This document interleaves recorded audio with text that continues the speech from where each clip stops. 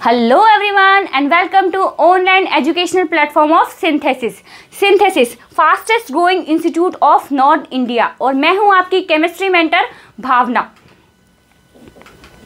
अगर आप हमारे ऑनलाइन प्रोग्राम के साथ जुड़ना चाहते हैं तो सिंगडीजी ऐप को डाउनलोड कीजिए जो कि आपको गूगल प्ले पे इजीली अवेलेबल है।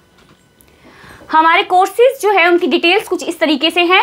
मेडिकल कोर्सेज जो है हमारे डायनामिक है जो टारगेट मेडिकल के लिए है। मोमेंटम कोर्स जो है हमारा वो 12th बायो के लिए है। एंथेसिस कोर्स जो है हमारा वो 11th बायो के लिए है। इसी तरीके से इंजीनियरिंग कोर्सेज हैं वो इस तरीके से हैं। थ्रस्ट कोर्स जो है वो हमारा टारगेट मैथ्स के लिए है। इंटेंसिटी जो है वो 12th मैथ्स के लिए है और इम्पल्स जो है वो 11th मैथ के लिए है। और ये हमारे सिंडीजी ऐप का फ्रंट पेज रहेगा। हाँ जी, मेडिकल कोर्सेज की जो प्राइसेस हैं वो कुछ इस तरीके से हैं। डायनेमिक कोर्सेज की प्राइस है जो टारगेट बायो के लिए है 7080 per month. Then momentum courses की प्राइस है 5900 पर मंथ। एंड एंथेसिस कोर्सेज की प्राइसेस है 4720 पर मंथ। इंजीनियरिंग कोर्सेज की प्राइसेस, थ्रस्ट कोर्स की प्राइस है हमारी 7080 पर मंथ। इम्पल्स कोर्स की प्राइस है हमारी 2360 पर मंथ। एंड इंटेंसिटी की प्राइस है हमारी 2360 per month. For more details आप हमसे संपर्क कर सकते हैं। Visit www.synthesis.ac.in। हमारे कॉन्टैक्ट नंबर है 918003094891 #92 #93। Visit YouTube synthesis institute. Like us on Facebook synthesis.ac.in। हाँ जी, हमारे लास्ट जो 15 ईयर्स है उसमें हमने सिलेक्शंस दिए हैं 1828 जो स्टूडेंट है हमने नीट गवर्नमेंट MBBS सिलेक्शन दिए हैं। 189 हमने एम्स में सिलेक्शन दिए हैं। 175 NIT और IIT में हमने सिलेक्शंस दिए हैं। मोर देन 15% जो स्टूडेंट्स हैं वो हमने सिलेक्शन दिए किसमें, MBBS में, NIT में और IIT में। और 85% और अबव नीट जो है 2020 क्वालिफाइड है। एंड हमारे हेड ऑफिस का एड्रेस है ज्ञान टावर नियर शिववाड़ी रोड बीकानेर। और अगर आप भी अपने सपनों को उड़ान देना चाहते हैं तो बने रहिए हमारे साथ सिंथेसिस ऑनलाइन प्लेटफॉर्म पर। हेलो बच्चों, कैसे हैं आप सब? होपफुली बहुत अच्छे होंगे। और कैसी चल रही है आप सबकी प्रिपरेशन? बहुत अच्छी चलनी चाहिए अब तो, है ना, क्योंकि अब तो कोई प्रॉब्लम नहीं है। पेंडेमिक भी जा चुका है, आपकी क्लासेस भी शुरू हो चुकी हैं, आपको जो है हर तरीके से जो हेल्प टीचर से भी मिल पा रही है। देखिए बच्चों, एजुकेशन जो है, पढ़ाई जो है, आपका गोल जो है उसको अचीव करने के लिए बच्चों थोड़ी सी जो आपके अंदर होनी चाहिए जिद होनी चाहिए। मैंने ये सोच लिया मुझे आज इतना पढ़ना है तो पढ़ना ही है, मुझे आज इतना चैप्टर कंप्लीट करके ही उठना है तो उठना उतने बजे ही है, उससे पहले मैं नहीं उठूंगा, मुझे ये चैप्टर कंप्लीट करना ही है। ऐसा जिद्दी होना चाहिए आपको अपनी पढ़ाई के मामले में, है ना। जैसे कि आपने अगर 4 बजे का अलार्म लगाया, ये नहीं है 4 बजे बंद किया देन सो रहे हैं, फिर 5 बजे बजा फिर बंद किया सो रहे हैं, देन 8 बजे घर वाले पीट के उठा रहे हैं कि उठो भाई उठो अब तो पढ़ लो, है ना। ऐसा नहीं होना चाहिए। ऐसा होना चाहिए कि 4 बजे उस अलार्म से पहले आपके माइंड के अलार्म बज जाए कि भाई मुझे उठना है, मेरे पढ़ाई का टाइम हो चुका है, मुझे इतने घंटे की नींद लेनी थी, मैं ले चुकी हूँ या ले चुका हूँ, है ना। तो आपके अलार्म जो है वो आपकी वॉच में ना होकर आपके माइंड में स्टोर होनी चाहिए कि मुझे इतना बजे उठना है। देखिए बच्चों, कभी आप मान लीजिए 4 बजे उठे हैं और 8 बजे उठ रही है पूरी दुनिया, यानी कि आप दुनिया के उठने से पहले अपनी 4 घंटे की स्टडी कंप्लीट कर चुके हैं।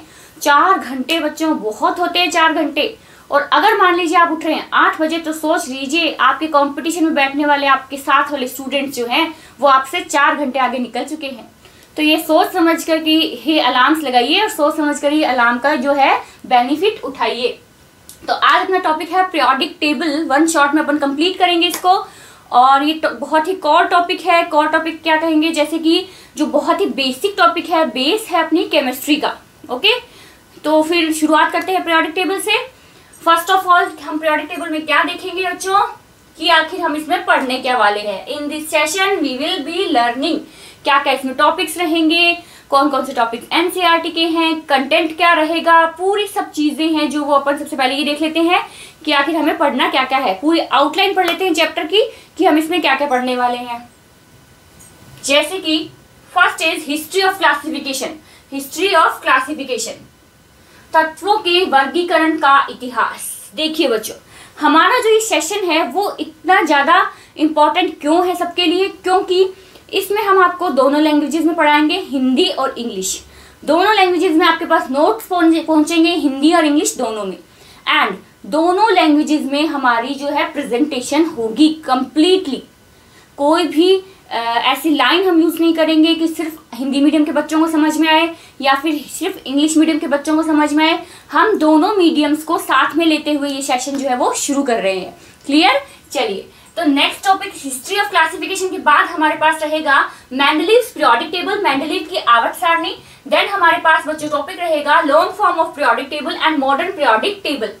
देन हमारे पास रहेगा determining the periodic and group of element. Period और ग्रुप जो है उसका एलिमेंट का हम इस टॉपिक में देखेंगे। कोई एलिमेंट है आपके पास, कैसे आप पता लगाएंगे कौन से पीरियड का है कौन से ग्रुप का है, वो हम इस टॉपिक के अंदर देखेंगे। नेक्स्ट हम देखेंगे periodicity in the property, periodic trends देखेंगे, एटॉमिक रेडियस देखेंगे, आयनाइजेशन पोटेंशियल देखेंगे, आयनाइजेशन एनर्जी देखेंगे, ठीक है, इलेक्ट्रॉन एफिनिटी देखेंगे, ऑक्सीडेशन, रिडक्शन, एसिडिक, बेसिक, ये सब जो है टर्म्स हम इसमें क्लियर करेंगे। देन हमारे पास रहेगा डायगोनल रिलेशनशिप, ठीक है, विकिर्ण संबंध। देन लास्ट में हमारे पास रहेगा सम इम्पोर्टेंट टॉपिक्स, ये कुछ जो पॉइंट्स है वो देखेंगे हम, जो आपको पीरियोडिक टेबल में से जो है इंपॉर्टेंट पॉइंट्स होंगे वो हम लास्ट में जो है वो क्लियर उसको करेंगे। तो चलिए let's begin with first point, why do we need to classify elements. हमें क्यों जरूरत पड़ी एलिमेंट्स को क्लासीफाई करने की, क्यों जरूरत पड़ी? देखिए, फॉर एग्जाम्पल आपका कोई फ्रेंड है अल्बर्ट, आपने अल्बर्ट को क्या है, उसका बर्थडे है, तो आपने सोचा क्यों ना उसको कुछ गिफ्ट जो है वो सेंड कर दिया जाए। आपने उसको पोस्ट पे गिफ्ट उसके लिए कुछ है बाय पोस्ट आपने भेजा उसके लिए, और आपने उसको पर लिख दिया अल्बर्ट बॉम्बे, दैट्स इट। तो क्या वो बॉम्बे अल्बर्ट के पास पहुंच पाएगा? नहीं पहुंच पाएगा। वो घूम फिर के वापस आपके पास ही आ जाएगा। क्यों आ जाएगा? क्योंकि आपका नंबर उसमें नीचे दिया हुआ होगा, तो वो वापस अल्बर्ट का जो है गिफ्ट है वो आपके पास आ जाएगा। बट अगर आपने उसमें अल्बर्ट का एड्रेस लिखा है, मान लीजिए अल्बर्ट BSNL में काम करते हैं तो BSNL के क्वार्टर्स में रहते हैं, या अल्बर्ट क्रिश्चियन है तो क्रिश्चियन एरिया कोई है तो वहाँ रहते हैं, तो क्या है, हमको पर्टिकुलर एड्रेस जो है वो चाहिए होगा उस इंसान तक पहुँचने के लिए। वैसे ही जो है पीरियोडिक टेबल देखिए, अगर आपको खूब सारे एलिमेंट्स दे दीजिए, अब आप दे दिए खूब सारे एलिमेंट, अब आप उसमें कैसे पहचानेंगे कि हर एलिमेंट की क्या क्वालिटी है, हर एलिमेंट की क्या प्रॉपर्टी है, क्या केमिकल प्रॉपर्टी है, क्या फिजिकल प्रॉपर्टी है। इसके लिए क्या है, हर एलिमेंट को एक जगह पे निश्चित रूप से रखना जरूरी है, यानी कि सेम प्रॉपर्टीज वाले एक एलिमेंट्स को एक साथ, डिफरेंट प्रॉपर्टीज वालों को अलग अलग, या फिर इंक्रीजिंग ऑर्डर या डिक्रीजिंग ऑर्डर, कैसे भी करके उनको एक साथ रखना जरूरी है। वैसे ही जैसे कि हमारी एड्रेस होता है, वैसे ही एलिमेंट्स के एड्रेस के लिए हमको ये सब जो है वो जानना जरूरी है। तो हमारे पास 1800 में बच्चों 31 एलिमेंट्स जो है वो हमारे पास थे। कितने में? 1800 में हमारे पास 31 एलिमेंट्स जो थे। सन 1800 में केवल 31 तत्व जो थे वो हमारे पास थे।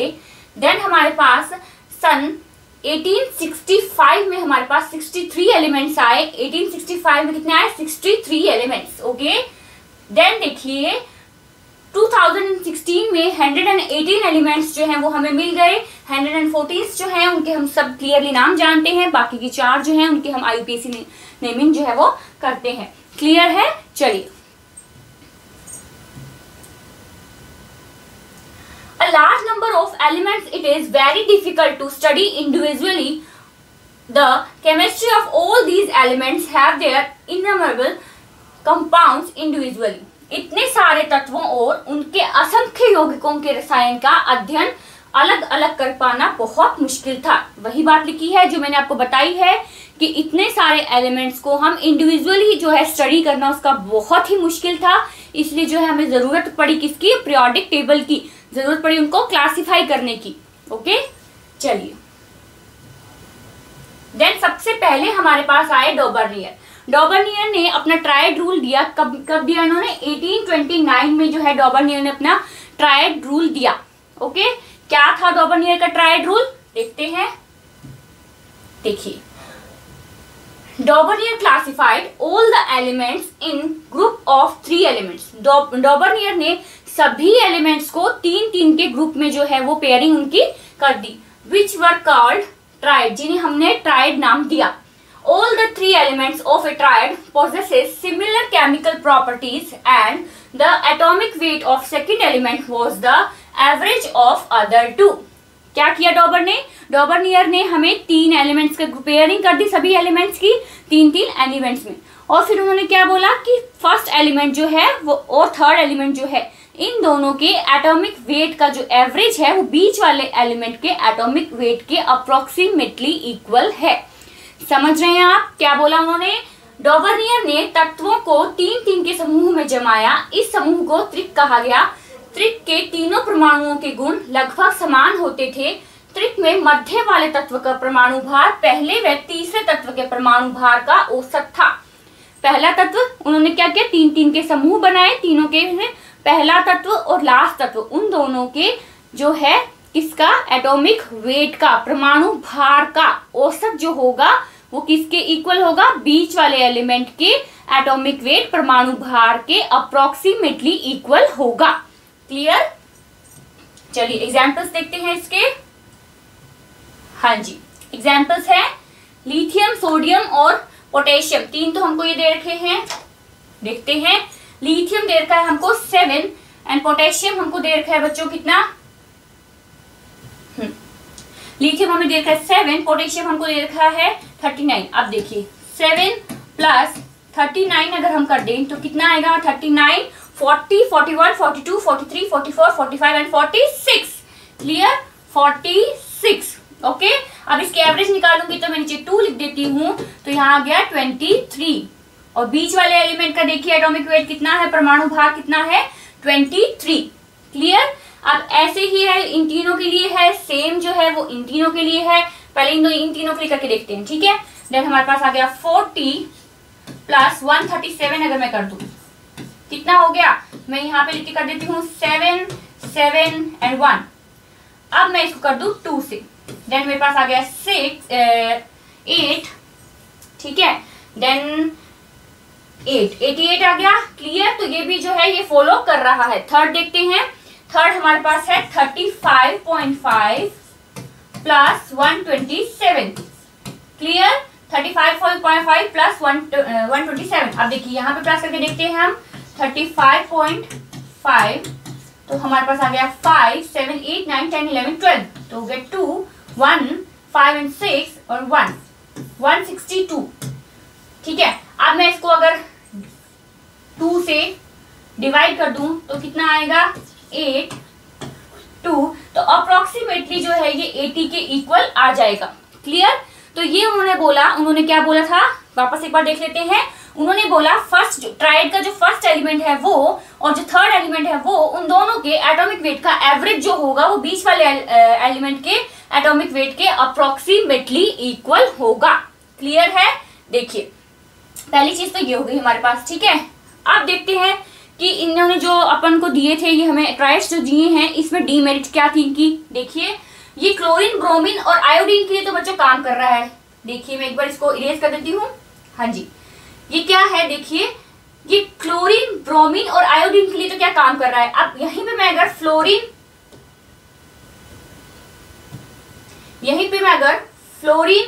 क्लोरीन और ब्रोमीन के लिए अगर करूंगी तो, हाँ जी, अगर मैं लिख दूं फ्लोरीन, क्लोरीन और ब्रोमीन, इन तीनों के लिए करूं तो क्या ये काम करेगा? बिल्कुल भी नहीं करेगा, क्योंकि ये देखिए ये है 35.5, बिल्कुल ये 80। फ्लोरीन कितने नंबर पर आता है? BCNOF कितने नंबर पे आता है?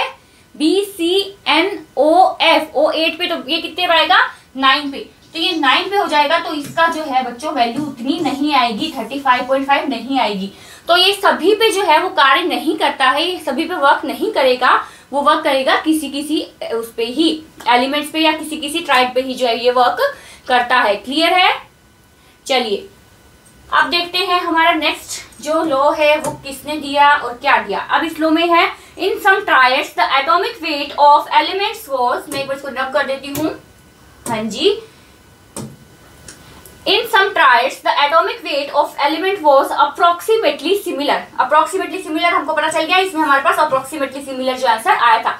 कुछ त्रिकों में तीनों तत्वों का परमाणु भार लगभग समान होता है। ओके, चलिए नेक्स्ट स्लाइड पे चलते हैं। और ये देखिए, इसमें देखिए FeCO(Ni), RuRHPD, इनमें जो है अप्रोक्सीमेटली इक्वल वैल्यू आएगी, बजाय जो है क्लियर इक्वल वैल्यू के। क्लियर इक्वल वैल्यू नहीं आएगी, अप्रोक्सीमेटली इक्वल वैल्यू जो इसमें आएगी। नेक्स्ट है हमारे पास न्यूलैंड्स का लॉ। न्यूलैंड्स ऑक्टेवे 1864 में न्यूलैंड का अष्टक नियम। क्या कह रहा था न्यूलैंड का अष्टक नियम? हाँ जी, तो हमें ये बोला, according to Newland, by arranging elements in the increasing order of their atomic weight, properties of elements match with eighth element in the series, like as music in which first note is similar to eighth note. Newland ने तत्वों को उनके बढ़ते हुए परमाणु भार के क्रम में जमाया तो पाया कि 7 तत्वों के पश्चात गुणों में पुनरावृत्ति होती है, अर्थात पहले तत्व के गुण अपने से 8वें तत्व के गुण से समानता रखते हैं। जिस प्रकार संगीत में प्रथम सुर व 8वां सुर समान होता है। देखिए क्या होता है, आप इसका एग्जाम्पल देख लेते हैं, उससे शायद आपको समझ में आ जाएगी चीज। ये देखिए, ये है हमारे पास लिथियम, ये फर्स्ट, ये सेकंड, ये थर्ड, ये फोर्थ, ये फिफ्थ, ये सिक्स्थ, ये सेवेंथ और ये 8th एलिमेंट। ओके, ये 8th एलिमेंट है। अब देखिए कि स्टूडेंट्स फर्स्ट एलिमेंट और 8th एलिमेंट को ये कह रहे हैं इनकी प्रॉपर्टीज जो है वो सेम है। उन्होंने क्या बोला, उन्होंने ऐसे अरेंज किया 8 एलिमेंट्स को जिनमें फर्स्ट की प्रॉपर्टीज जो है वो 8th की प्रॉपर्टीज से सिमिलर है, लाइक सा रे गा मा पा धा नी अगेन सा। तो वैसे ही जो है फर्स्ट की प्रॉपर्टी जो है वो है 8th के बिल्कुल सिमिलर। ठीक है, यही बोला था हमें न्यूलैंड ने। क्लियर है? Any doubt? चलिए नेक्स्ट पे चलते हैं। इनकी रेज कर देती हूँ। हाँ जी, at the time of octave rule inert gases were not discovered. ठीक है, ये इनकी क्या थी, ये इनकी एक डीमेरिट थी कि उस टाइम पे इनर्ट गैसेस जो है वो डिस्कवर नहीं थी और हाइड्रोजन जो है वो इन्होंने इस रूल के अंदर नहीं लिया। ठीक है, 2 डीमेरिट्स थी, एक तो नोबल गैसेस उस टाइम डिस्कवर नहीं थी। अगर नोबल गैसेस डिस्कवर होती तो उनकी जो प्रॉपर्टी है वो बिल्कुल भी नहीं मिलती। पहले वाले जो पहला फर्स्ट एलिमेंट था और नोबल गैस अगर 8th एलिमेंट होती तो उसकी प्रॉपर्टी बिल्कुल भी जो है उससे नहीं मिलती। तो इनकी पहली डीमेरिट तो ये थी। सेकंड डीमेरिट ये थी कि हाइड्रोजन को इन्होंने कोई भी जो है स्थान नहीं दिया, कोई भी है प्लेस नहीं दिया हाइड्रोजन को। हाइड्रोजन का नहीं बताया कि इसकी प्रॉपर्टी जो है वो किससे जो है सिमिलर होगी। तो ऑक्टवे न्यूलैंड्स के ऑक्टवे रूल के 2 जो है डीमेरिट्स रही। देन देखिए, after the discovery of inert gases, 8th position was occupied by them and the repetition of properties occurred after every 8th element and not 7th. Okay, clear? यही बात मैंने आपको बताई है। उत्कृष्ट गैसों की खोज होने के पश्चात 8वां स्थान उन्होंने ले लिया। Although before the discovery of inert gases, the rule was applicable up to calcium. By scandium, the repetition of properties took place after 17th element. Newland का नियम बहुत कम परमाणुओं पर ही लागू होता था। क्लियर है? कैल्शियम तक ही ये लागू हुआ क्योंकि बाद के तत्वों में गुणों की पुनरावृत्ति 7 के पश्चात न होकर 17 के पश्चात हुई। ओके, तो क्या हुआ, उनका जो न्यूलैंड का जो ऑक्टवे रूल था वो कुछ ही जो है एलिमेंट्स पर जो है लागू हुआ। कब तक? कैल्शियम से पहले वालों पर ही। उसके बाद क्या हुआ, 7th एलिमेंट में रिपीटिशन ना होकर 17th एलिमेंट में जो रिपीटिशन होने लगी, इसलिए जो न्यूलैंड का लॉ जो है वो अपन ने इसको फेलियर माना। अब नेक्स्ट है Luther mayor curve. Luther mayor का कर्व था, Luther mayor plotted the curve between AW atomic weight and atomic volume and found that elements of similar properties occupy similar position in the curve. क्या बोला Newland ने? Newland ने एक जो है graph plot किया और उस ग्राफ में उन्होंने क्या किया, तत्वों के परमाणु भार और आयतन के मध्य वक्र खींचा तो पाया कि समान रासायनिक गुण रखने वाले तत्व वक्र में समान स्थिति प्राप्त करते हैं। अब ये रहा उनका जो वक्र है, उनका जो ग्राफ है जो हमारे पास आया। ठीक है, देखिए क्या हुआ। देखिए इसमें जो बच्चों अभी आपको हमने आगे पढ़ा ही नहीं है एल्कालाइन मेटल कौन से है, एल्कालाइन अर्थ मेटल कौन से है। मैं सिर्फ यहाँ पे व्यू बता रही हूँ, आप लोगों को पता ही होगा क्योंकि आप तो क्या है कि 10th से ही हम लोग ये पढ़ाना शुरू कर देते हैं पीरियोडिक टेबल। ओके, तो चलिए सबसे पहले देखिए इन्होंने कौन सा होता है, हेलिना की रब से फरियाद। तो एल्कालाइन मेटल्स जो है वो इन्होंने रखे इसके टिप पर। ठीक है, हेलिना की रब से फरियाद तो इन्होंने इसको रखा टिप पर। देन सेकंड में देखिए कि इंक्रीजिंग और डिक्रीजिंग में क्या रख रहे हैं। डिक्रीजिंग में इन्होंने क्या रखा है, देखो ये देखिए यहाँ पे बेटा मांगे कार स्कूटर बाप राजी, याद है, मांगे कार स्कूटर बाप राजी। तो इन्होंने सबसे पहले जो टॉप पे रखा वो तो क्या था, अल्कालाइन मेटल्स, ठीक है, अल्कालाइन मेटल्स जो है इन्होंने बच्चों टॉप पे रख लिए। देन इन्होंने रखा डिसेंडिंग में, डिसेंडिंग ऑर्डर में अगर देखिए तो देखिए इधर, हाँ जी, डिसेंडिंग ऑर्डर में हमें इन्होंने रखा था alkaline earth metals, alkaline earth metals, earth metals. और असेंडिंग ऑर्डर में अगर देखें तो असेंडिंग ऑर्डर में देखिए यहाँ पे हेलोजन्स रख रहा है, ये यहां से हो गया क्लोरीन, देन यहां से ब्रोमीन, देन यहाँ पे आयोडीन। तो असेंडिंग ऑर्डर में इन्होंने क्या रखा, हेलोजन्स को, हेलोजन्स को इन्होंने रखा असेंडिंग ऑर्डर में। और सबसे लास्ट में इन्होंने रखा वो थे ट्रांजिशन एलिमेंट्स, जो सबसे नीचे बॉटम में थे वो थे हमारे पास ट्रांजिशन एलिमेंट। तो क्या क्या रखा उन्होंने, देखिए सबसे टॉप पे उन्होंने अल्कालाइन मेटल्स रखे, देन उन्होंने असेंडिंग ऑर्डर में उन्होंने क्या लिखा, अल्कालाइन अर्थ मेटल्स रखे, देन उन्होंने डिसेंडिंग ऑर्डर में उन्होंने अल्कालाइन अर्थ मेटल्स रखे, असेंडिंग ऑर्डर में उन्होंने क्या रखा, हेलोजन्स रखे, और सबसे लास्ट बॉटम पे जो है उन्होंने ट्रांजिशन एलिमेंट्स रखे थे।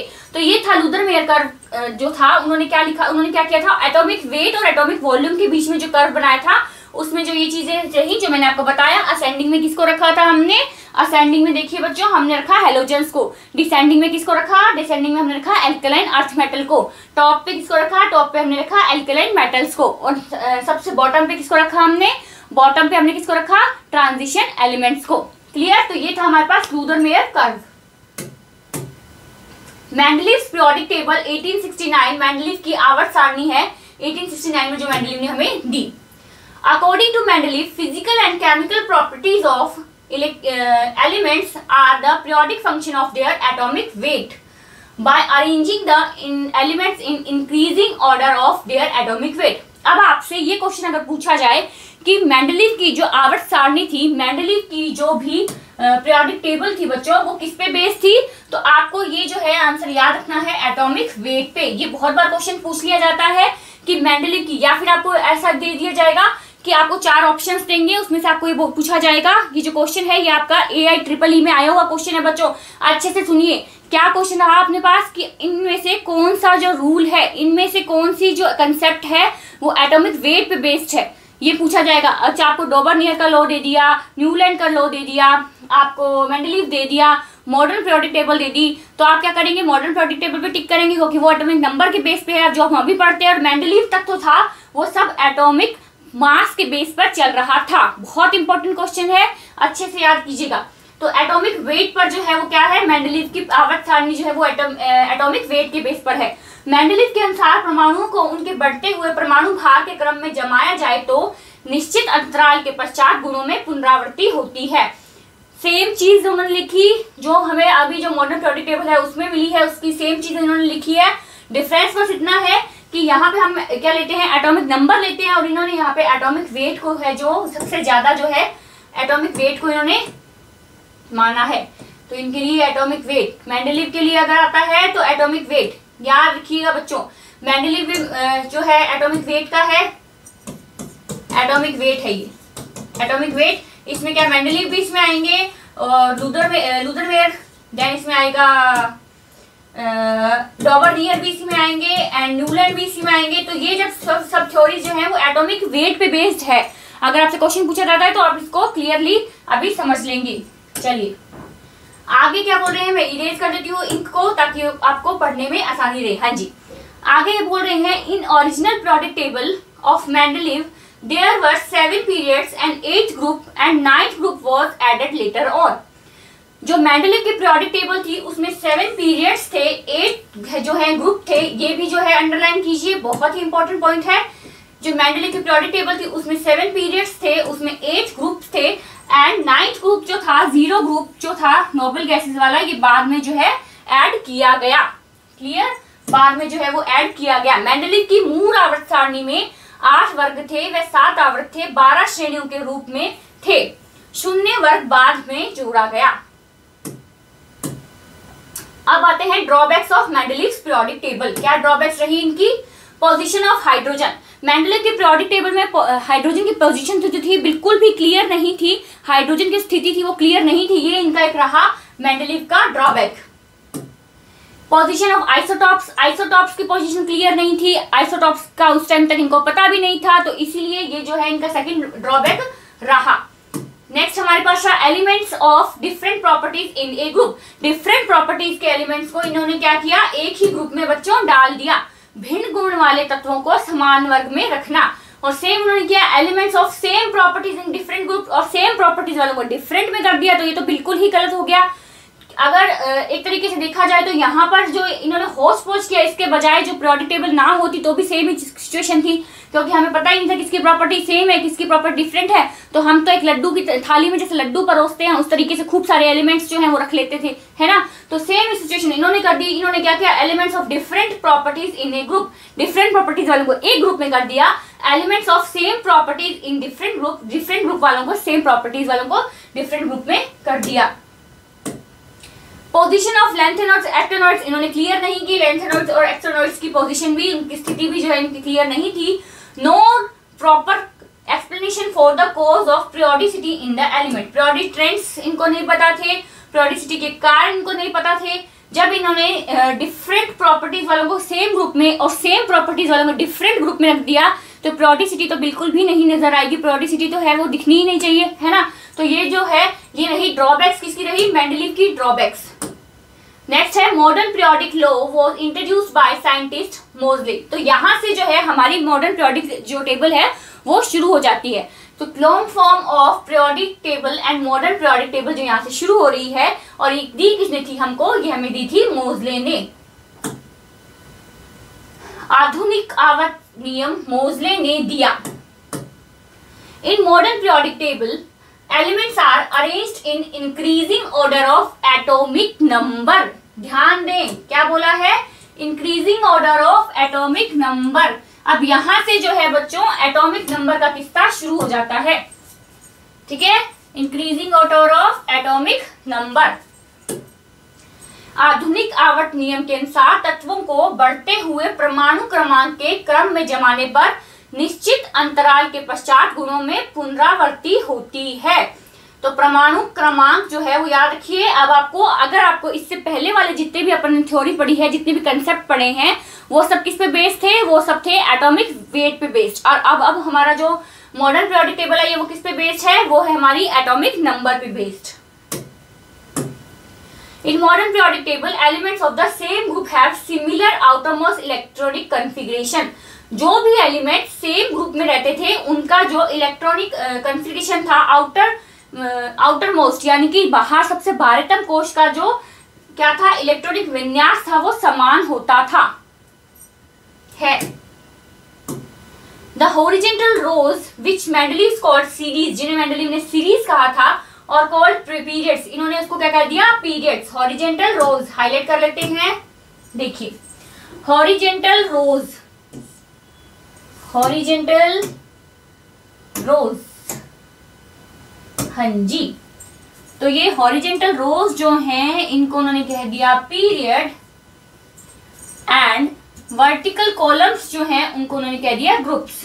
हिंदी में देखेंगे क्षैतिज पंक्तियों को इन्होंने क्या कह दिया आवर्त, और ऊर्ध्वाधर स्तंभों को इन्होंने क्या कह दिया वर्ग। ध्यान रखिए बच्चों, ये चीज क्लियर होनी चाहिए आपको, कौन सी जो है ग्रुप्स है और कौन सी जो है वो पीरियड्स है। हॉरिजॉन्टल रोज जो है उनको हमने कह दिया पीरियड्स, और वर्टिकल कॉलम्स जो है उनको हमने कह दिया ग्रुप्स। क्लियर। क्षैतिज पंक्तियां हैं उन्हें हमने कह दिया, क्या कह दिया उन्हें कह दिया हमने आवर्त, और ऊर्ध्वाधर स्तंभों को इन्होंने कह दिया वर्ग। क्लियर। चलिए नेक्स्ट, अब देखिए अब हमारे पास पीरियड्स कितने थे, कितने हैं हमारे पास पीरियड्स, 1 2 3 4 5 6 7, 7 पीरियड्स हैं हमारे पास।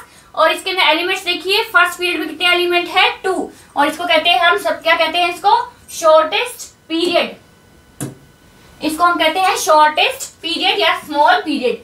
सेकंड पीरियड में हमारे पास कितने एलिमेंट है 8, जिसमें से 3 से 10 तक की रेंज है, यानी कि एग्जैक्ट आपको क्या देखा है एटॉमिक नंबर, एटॉमिक नंबर। तो एटॉमिक नंबर 3 से लेकर एटॉमिक नंबर 10 तक के जो एलिमेंट्स है वो आते हैं सेकंड नंबर पीरियड में। थर्ड नंबर पीरियड में कितने आ रहे हैं? 11 से 18 तक, ये भी स्मॉल पीरियड है। देन फोर्थ नंबर में आ रहे हैं 19 से 36 तक, 19 से 36 तक, ये लार्ज पीरियड है। देन फिफ्थ में आ रहे हैं देन अगेन 18, 37 से 54, 37 से 54, large period. Then six period में आ रहे हैं अगेन 32, 55 से 86, लार्जेस्ट और longest period. Then seventh period में आ रहे हैं 28 एलिमेंट्स, वो हैं 87 से 112, 114, 116। तो ये है जो अपना इनकम्प्लीट पीरियड है, जिसमें कि न्यू जो एलिमेंट्स है वो भी ऐड होंगे। देन हमारे पास है position of lanthanoids and actinoids in periodic table. क्या पोजीशन थी? लैंथेनॉइड्स जो है वो रहते हैं 57 से 71 तक, और एक्टिनॉइड्स सीरीज जो रहती है 90 से 103 तक। ओके, तो ये हमारे पास रह गया फोर्थ ग्रुप, और ये ये रह गया सिक्स्थ ग्रुप, और ये रह गया सिक्स्थ पीरियड और सेवेंथ पीरियड। क्लियर? तो ये लोकेशन है। अब आपको बच्चों इसमें जो मेजर चीजें हैं वो क्या रखनी है, इस क्रम को आपको याद रखना है। 2, 8, 8, 18, 18, 32 और लास्ट में जो 28 है, क्योंकि इसमें से एक फाइन नहीं किया हो तो 32। यहाँ तक अब जो है अपन को याद रखना है 2, 8, 8, 18, 18, 32, 32। इससे क्या होगा? इससे आप कोई भी, अगर आपको ऊपर वाले एलिमेंट का एटॉमिक नंबर पता है तो आप उसके अंदर उतने ही नंबर जो ऐड करके नीचे वाले एलिमेंट का जो एटॉमिक नंबर है वो पता लगा सकते हैं। ओके, लैंथेनॉइड्स का याद रखिए, कहाँ से कहाँ तक है? 57 से 71 तक लैंथेनॉइड्स हैं, और एक्टिनॉइड्स 90 से 103 तक एक्टिनॉइड्स हैं। सिक्स्थ जो पीरियड है वो इसमें ये है लैंथेनॉइड्स, और सेवेंथ जो पीरियड है उसमें है एक्टिनॉइड्स। क्लियर? चलिए नेक्स्ट देखिए। अब आ गई हमारी पीरियोडिक टेबल। यहां से जो है मेन जो चैप्टर का पार्ट है वो शुरू होता है।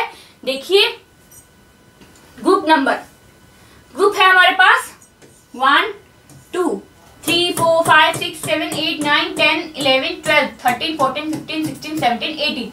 18 ग्रुप है। पीरियड्स कितने हैं हमारे पास? 1, 2, 3, 4, 5, 6, 7, 7 हमारे पास पीरियड है। ये हमारा जो है वो एस ब्लॉक है, ये जो है हमारा एस ब्लॉक है, ये जो है वो हमारा है पी ब्लॉक। ओके बच्चों, ये हमारा है पी ब्लॉक। क्लियर? और ये जो है वो हमारा है डी ब्लॉक। इतना सबको पता होगा, ये एफ ब्लॉक है, इतना सबको पता होगा। ठीक है, आप देखते हैं ये जो फर्स्ट ए ग्रुप फर्स्ट के जो एलिमेंट्स है इनको हम कहते हैं एल्कालाइन मेटल्स, एल्कालाइन मेटल्स। और ये हमारे हैं alkaline earth metals, alkaline earth metals. Okay, ये हमारे हो गए transition metals. Okay, transition metals. इसमें भी अगर देखा जाए तो हम लोग देखें तो ये हमारे स्यूडो ट्रांजिशन एलिमेंट्स हो जाते हैं, स्यूडो ट्रांजिशन एलिमेंट्स। ये हमारे कॉइनेज एलिमेंट्स हो जाते हैं, कॉइनेज, जिनसे कॉइन बनते हैं। ठीक है, अब इधर आ जाइए, ये हमारे हेलोजेंस हो गई, हेलोजेंस। ये हमारी नोबल गैसेस हो गई, इनर्ट गैसेस, नोबल गैसेस, कुछ भी मान लीजिए। ठीक है, ये हो गई। देन हमारे पास ये हमारे चाल्कोजन हो गए, चाल्कोजन, चाल्कोजन फैमिली, चाल्कोजन फैमिली। ठीक है, ये निकोजन फैमिली होगी, इसको पी से लिखते हैं जबकि पी इसमें साइलेंट रहता है, निकोजन फैमिली। Okay, clear? आप देखिए, ये हमारे हो गए inner transition element. F block जो हमारा हो गया वो हो गया इनर ट्रांजिशन एलिमेंट। ठीक है, अब देखिए यू जो है ये यूरेनियम, इसके बाद वाले जो एलिमेंट्स हैं वो मैन मेड एलिमेंट्स कहलाते हैं। क्या कहलाते हैं? Man made elements, man made elements, या इसको ये भी कह सकते हैं transuranium elements, transuranium elements. Okay, ये जो है आर्टिफिशियल प्रिपेयर किए गए हैं। आर्टिफिशियल प्रिपेयर जो फर्स्ट एलिमेंट है वो टेक्नीशियम है, ये है, और इसके बाद वाले सब आर्टिफिशियली प्रिपेयर्ड है। ओके, और अब इनको भी दोनों को मान लिया गया है, पहले नहीं माना जाता था, बट अभी अभी जो है एनपी और पीयू दोनों को भी मान लिया गया, ये भी आर्टिफिशियली प्रिपेयर्ड एलिमेंट्स जो हैं। तो ये थी हमारी एक आउटलाइन पीरियोडिक टेबल की। सब दिख रहा है इसमें, क्या क्या बताया मैंने, फिर से एक बार देख लेते हैं। Alkaline metal, alkaline earth metals, then ये हमारे पास कॉइनेज मेटल्स हैं, देन ये हमारे पास स्यूडो ट्रांजिशन एलिमेंट्स हैं, कॉइनेज एलिमेंट्स हैं, चाल्कोजन फैमिली हो गई, हेलोजन फैमिली हो गई, नोबल गैसेस हो गई, ट्रांजिशन एलिमेंट्स हो गए, ट्रांस यूरेनियम एलिमेंट्स हो गए, man made artificially prepared elements, कुछ भी इसको कह सकते हैं। क्लियर? यहाँ तक की जो है अपनी पीरियोडिक टेबल जो है उसका अपने मेन पार्ट जो है वो देख लिया। चलिए नेक्स्ट देखिए, एक चीज और जो क्वेश्चन जो है ये अपने पूछा गया था last time, before last year NEET का क्वेश्चन है जो ये रहा था हमारे पास, फ्लोरीन, क्लोरीन, ब्रोमीन, आयोडीन।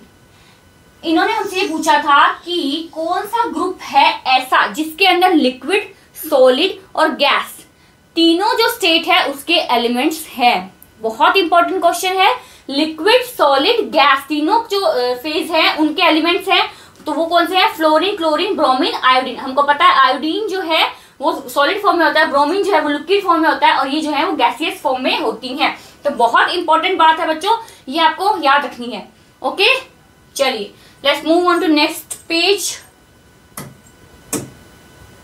हाँ जी, अब जो मैंने एक बार पीछे चलते हैं, मैं आपको कुछ बता देती हूँ। इसमें से देखिए जो एलिमेंट्स जो उस टाइम थे जो डिस्कवर्ड नहीं थे, अब तो क्या है कि हमें पूरे 118 तक सबके जो है नाम पता है।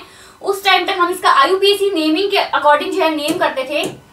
देखिए अगर एलिमेंट जो है वो 0 जहां पे लगेगा उस एलिमेंट के नेम में, अगर वो 101 नंबर पे है, ठीक है, तो 1 के लिए क्या है? अन, तो यहाँ पे हो जाएगा अन। 0 के लिए क्या है? नील, अननील, और देन हो गया अगेन 1 है तो हमारे पास अगेन आ गया अन, अननील, अन। ऐसे करके जो है हम इसका नॉमेनक्लेचर है जो IUPAC वो करते हैं। 2 के लिए क्या हो गया? बाय, 3 के लिए हो गया ट्राई, 4 के लिए हो गया क्वाड, 5 के लिए हो गया पेंट, 6 के लिए हो गया हेक्स, और सेप्ट हो गया 7 के लिए, ऑक्ट हो गया 8 के लिए, और एन हो गया 9 के लिए। ऐसे जो है हम इनका IUPAC नेमिंग जो है वो करते हैं। बहुत बार एग्जाम्स में जो है पूछा जाता है। देखिए बहुत बार एग्जाम्स में पूछा जाता है कि आप इसका एलिमेंट का, या फिर आपको दिया जाता है कि 105 नंबर जो एलिमेंट है उसका आप IUPAC नॉमेनक्लेचर कीजिए। ओके, ये भी लास्ट ईयर जो है एग्जाम में आया था क्वेश्चन। 110 नंबर एलिमेंट जो है इसका पूछा गया था, अन नील नीलियम जो है डस्टम। ठीक है, तो ये था, ये पूछा गया था, ये भी याद रखना आपको जरूरी है। आपको एक बार जो अपने टेबल्स देखी है मेरी, इन सब में से आप जरूर गो थ्रू है। मैंने जो मेन जो टॉपिक है, जो क्रीम होती है चैप्टर की, वही निकाली है। आप सभी जो टॉपिक है मेरे वो जरूर पढ़ें, क्योंकि ये टॉपिक है जो इन्हीं में से जो क्वेश्चन आपसे पीरियोडिक टेबल में पूछे जाएंगे। अब देखिए एस ब्लॉक के बारे में क्या कह रहा है? Elements in which last electron enters into S subshell, वह एलिमेंट जिसकी लास्ट इलेक्ट्रॉन जो है एस सबशेल में जाएगा, ठीक है, वो एस ब्लॉक का कहलाएगा। ठीक है, और जिसका लास्ट इलेक्ट्रॉन पी सबशेल में जाएगा वो पी ब्लॉक का कहलाएगा। जिसका लास्ट इलेक्ट्रॉन डी सबशेल में जाएगा वो डी ब्लॉक का कहलाएगा, और जिसका लास्ट इलेक्ट्रॉन एफ सबशेल में जाएगा वो एफ ब्लॉक का कहलाएगा। ओके, इसमें कौन कौन से एलिमेंट आते हैं? फर्स्ट ए, सेकंड ए। इसमें देखिए 3rd ए से 7th A and 0 group, 13 to 18 period, 13 to 18 group, 3rd to 12th group, और इसमें आते हैं लैंथेनॉइड्स एंड एक्टिनॉइड्स। अब मोस्ट इंपॉर्टेंट, सबसे ज्यादा इंपॉर्टेंट टिप्स पे याद रहनी चाहिए वो चीज है general outer most electronic configuration. और आप में से 70% स्टूडेंट्स को यही नहीं पता होता, क्योंकि वो क्या है, उल्टा पुल्टा लिख देते हैं, या तो एग्जाम में गलत लिखेंगे, क्योंकि एग्जाम में ये क्वेश्चन बहुत पूछा जाता है, सब्जेक्टिव में भी पूछा जाता है। सेकंड थिंग इज दैट कि आपसे ये बहुत बार ऑब्जेक्टिव पेपर में भी पूछ लिया जाता है कि इनके जनरल इलेक्ट्रॉनिक कन्फिगरेशन क्या है। तो N-1 P6 NS1 से 2 ये है हमारा S के लिए। ओके, और S ब्लॉक में टोटल कितने एलिमेंट्स है? 13 एलिमेंट्स रहते हैं S ब्लॉक में। General outer most electronic configuration for P block is sorry NS2 NP1 से 6, और टोटल एलिमेंट्स में रहते हैं 33। General outer most electronic configuration है N-1 D1 से 10 एंड 0 और 1 और 2, तो ये है हमारा D ब्लॉक, और इसमें टोटल नंबर ऑफ एलिमेंट्स रहते हैं हमारे पास 40। एंड लास्ट F ब्लॉक जो हमारा रहता है उसका जनरल इलेक्ट्रॉनिक कन्फिगरेशन क्या होता है? N-2 F1 से 14 N-1 D0 और 1 NS2, नंबर है 28। नंबर ऑफ एलिमेंट्स कितना है? 28। क्लियर है बच्चों? चलिए अब एक बार इसको हम हिंदी में देख लेते हैं, हिंदी मीडियम के बच्चों के लिए। अच्छा, मैं इसी में आपको हिंदी पढ़ा देती हूँ क्योंकि इस स्लाइड में हिंदी नहीं है शायद। तो देखिए elements in which last electron enters into S subshell. Last S subshell में जो इलेक्ट्रॉन जाएगा वो होगा एस ब्लॉक का, डी में जाएगा पी ब्लॉक का, डी में जाएगा डी ब्लॉक का, एफ में जाएगा एफ ब्लॉक का। अब ये जो चीज है ये तो हिंदी और इंग्लिश दोनों में सेम रहेगी, नंबर ऑफ इलेक्ट्रॉन्स और इलेक्ट्रॉनिक कॉन्फ़िगरेशन, तो ये बिल्कुल सेम होनी चाहिए, इसमें कोई भी चीज जो है वो अलग नहीं है। और इसमें भी कोई चीज अलग नहीं है, जो जिस ग्रुप का है फर्स्ट है सेकंड है कि ये है 13 से 18 ग्रुप के पी ब्लॉक है, 3rd से 12th ग्रुप का डी ब्लॉक है और एफ ब्लॉक है अपना लैंथेनॉइड्स एंड एक्टिनॉइड्स। क्लियर? चलिए अब देखते हैं डिटेक्शन कैसे करेंगे, डिटरमाइन कैसे करेंगे द पीरियड्स इन ग्रुप, कि कोई एलिमेंट अगर आपको दे रखा है तो कौन से पीरियड का है, कौन से ग्रुप का है, इसको कैसे डिटरमाइन करेंगे। देखिए अगर वो एलिमेंट जो है, सबसे पहले तो ये देख लेते हैं पीरियड कैसे डिटरमाइन करेंगे। इलेक्ट्रॉनिक कॉन्फ़िगरेशन, मान लीजिए आपको कॉपर दे दिया, कॉपर 29 नंबर पे आता है, उन्होंने आपको लिख के दे दिया। अब आपसे ये पूछ रहा है कि कौन से पीरियड का एलिमेंट है। अब पीरियड को निकालने के लिए बच्चों कोई रॉकेट साइंस नहीं लगेगी, इलेक्ट्रॉनिक कॉन्फ़िगरेशन लिखिए, लास्ट जो इलेक्ट्रॉन है उसके लिए एन की जो वैल्यू है वही आपका पीरियड होगा। लास्ट जो इलेक्ट्रॉन है उसके लिए जो एन की वैल्यू है वही आपका पीरियड होगा। ओके, देन चलते हैं डिटेक्शन ऑफ ग्रुप। ग्रुप का डिटेक्शन कैसे करेंगे, देखिए अब पीरियड जो था वो था आवर्त और ग्रुप जो है वो है वर्ग। क्लियर? अब वर्ग कैसे बताएंगे आप, वर्ग को बताने के लिए आप करेंगे जनरल आउटरमोस्ट कॉन्फ़िगरेशन किसका है, आप लिखेंगे पहले number of electrons in an S, S में इलेक्ट्रॉन्स कितने हैं। अगर एस में NS1 इलेक्ट्रॉन है तो वो हो गया फर्स्ट ग्रुप का, अगर एस में NS2 इलेक्ट्रॉन है तो हो गया सेकंड ग्रुप का। तो एस के लिए तो बहुत इजी है ये टास्क। देन पी में आइए, पी में number of S electrons plus number of P electrons. ठीक है, देखते हैं एक बार करके किसका करें। देखिए क्लोरीन का करते हैं, क्लोरीन 17 नंबर पे। ठीक है, 1s2 2s2 2p6 3s2 3p5, यही रहेगा 6 4 10 11 12 13 14 15 16 17, तो हो गए 17। ठीक है, अब number of S electron and P electron, S electron कितने हैं 2, पी इलेक्ट्रॉन कितने हैं 5, 2 + 5 = 7, तो कौन से ग्रुप का है ये, 7th ग्रुप का है। क्लियर? 5 6 7th ग्रुप का है, तो 3rd 4th 5th 6th and 7th, तो इसमें आ जाएगा हमारा क्लोरीन। क्लियर? चलिए नेक्स्ट चलते हैं 4 D block elements. D block elements के लिए देखते हैं बच्चों, 7th का मतलब ये नहीं है कि आप ये सोच रहे हैं कि 7th तो 7th वैल्यू आ रही है उसकी, वैसे 17th आएगी। ओके, क्लियर है ना, वैसे 17 आएगी। अगर पूरा प्रॉपर देखें तो 17 इलेक्ट्रॉन होंगे और 7th हम देख रहे हैं 7th ग्रुप का है, तो हमने नंबर ऑफ कितने electron, number of S electron plus number of P electron हमने प्लस किए तो वो ग्रुप आ गया है। देखिए अब इसमें आ जाइए general electronic configuration, number of D electrons plus number of S electrons, ये दोनों को प्लस करेंगे तो हमारे पास आ जाएगा इसका ग्रुप। तो किसका देखिए सबसे पहले बताइए, स्कैंडियम का देखते हैं। ठीक है, पहले मैं इसको इरेज कर दूं। स्कैंडियम का देखती हूं मैं 21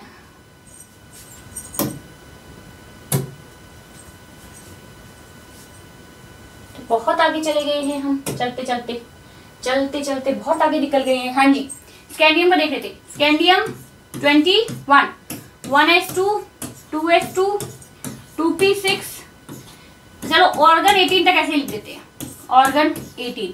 ओके, देन आगे हम लिखते हैं 3d1 4s2, तो कितने हुए D electron 1 plus S electron 3 = हो गया 4, तो कौन से ग्रुप का है ये, 4th ग्रुप का है। क्लियर? कोई डाउट? चलिए स्टार्ट करते हैं नेक्स्ट। अब हम आ गए हैं बहुत इंपॉर्टेंट टॉपिक पे, इस चैप्टर का बहुत इंपॉर्टेंट टॉपिक है इफेक्टिव न्यूक्लियर चार्ज। क्या होता है इफेक्टिव न्यूक्लियर चार्ज बच्चों? देखिए ये रहता है हमारे पास nucleus.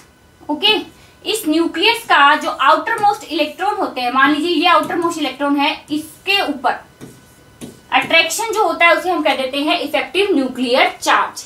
Okay, effective nuclear charge क्या लिखा है इन्होंने, इनकी लैंग्वेज देखिए, the part of the nuclear charge observe by outer most electron of the atom is called effective nuclear charge. परमाणु के बाहरतम इलेक्ट्रॉन द्वारा अनुभव किया गया नाभिकीय आवेश उस परमाणु का प्रभावी नाभिकीय आवेश कहलाता है।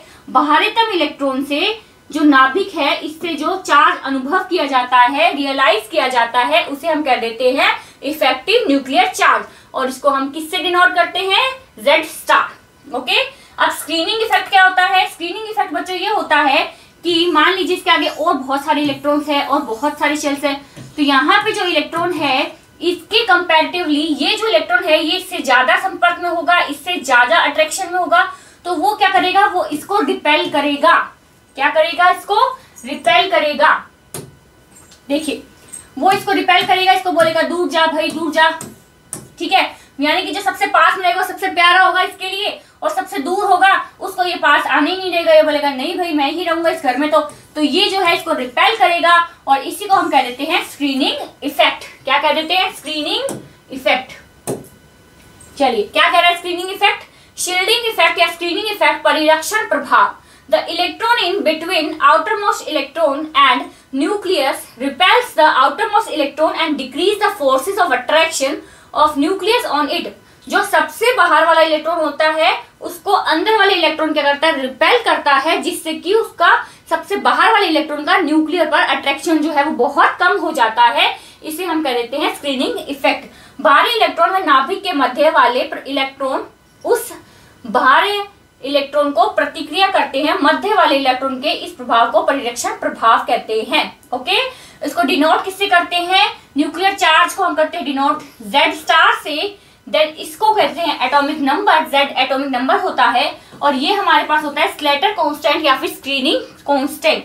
Okay, clear? चलिए, ये जो फॉर्मूला है बहुत इंपॉर्टेंट है, आपको याद रहना चाहिए। Z star is equal to Z minus कितना हो गया? Z माइनस सिग्मा, और सिग्मा का क्या है? स्लेटर कांस्टेंट या स्क्रीनिंग कांस्टेंट जो है इसकी ये होता है। अब इसकी जो भी आपको वैल्यू कभी दे रखी हो तो आप इसका आंसर जो है वो इजीली निकाल सकते हैं। Z star is equal to Z minus sigma. Okay, चलिए, एटॉमिक रेडियस। चलिए, जो फर्स्ट अपना ट्रेंड है पीरियोडिसिटी में सबसे पहला ट्रेंड है एटॉमिक रेडियस। क्या होता है atomic radius? The distance between the nucleus and the last electron of the atom is called its atomic radius। क्या बोला है इन्होंने? बोला the distance between the nucleus and the last electron। Nucleus का last electron से इसको कह देते हैं एटॉमिक रेडियस। क्लियर है? इन्होंने कह दिया इसको एटॉमिक रेडियस। अब मान लीजिए यहाँ पे एक और एलिमेंट हो तो इन दोनों की ऐसे हो जाएगी एटॉमिक रेडियस। क्लियर? चलिए, इसको रिमूव कर देती हूं मैं। हाँ, परमाणु के बाहरतम इलेक्ट्रॉन व नाभिक के मध्य की दूरी को परमाणुीय त्रिज्या कहते हैं। कोई डाउट नहीं है, बिल्कुल क्लियर स्थिति है ये तो। Covalent radius. अब जो एटॉमिक रेडियस होती है वो आगे 3 टाइप्स में डिवाइड होती है, उसमें सबसे पहली रहती है हमारे पास कोवलेंट रेडियस, CR, सहसंयोजक त्रिज्या। सहसंयोजक त्रिज्या जो होती है वो किन के बीच होती है बच्चों? ये नॉन मेटल्स के बीच होती है। किन के बीच होती है? Non metals. तो आपको हमेशा ये याद रखना है कि ये नॉन मेटल्स के बीच में होती है। ओके, नॉन मेटल्स के बीच में होती है। तो नॉन मेटल्स के बीच में जब मान लीजिए ये दोनों एटम, इन दोनों के बीच में न्यूक्लियस, इनके बीच की दूरी का आधा। अब देखिए इसमें क्या है, नॉन मेटल्स में जब भी जो एलिमेंट्स है, नॉन मेटल के जो भी मॉलिक्यूल उसके एटम्स जो पास आते हैं उनमें क्या होती है? ओवरलैपिंग हो जाती है। क्या होती है? ओवरलैपिंग। अब आपको ये चीज हमेशा याद रखनी है, ओवरलैपिंग किस में होती है? कोवलेंट रेडियस में होती है, जो कि नॉन मेटल्स के लिए होती है। कोवलेंट रेडियस किसके लिए होती है? नॉन मेटल्स के लिए होती है। क्लियर? चलिए, the distance between two atoms when they were bound together by a single bond in a covalent molecule। एकल बंध सहसंयोजक, एकल सहसंयोजक बंध से बंधित दो समान परमाणुओं के नाभिकों की बीच की दूरी का आधा उस तत्व की सहसंयोजक त्रिज्या कहलाता है। ओके, नेक्स्ट है हमारे पास मेटेलिक रेडियस, धात्विक त्रिज्या। The half of the internuclear distance between. अब वो जो थी वो हमारी किसके लिए थी? नॉन मेटल्स के लिए। ये हमारी किसके लिए है? मेटल्स के लिए।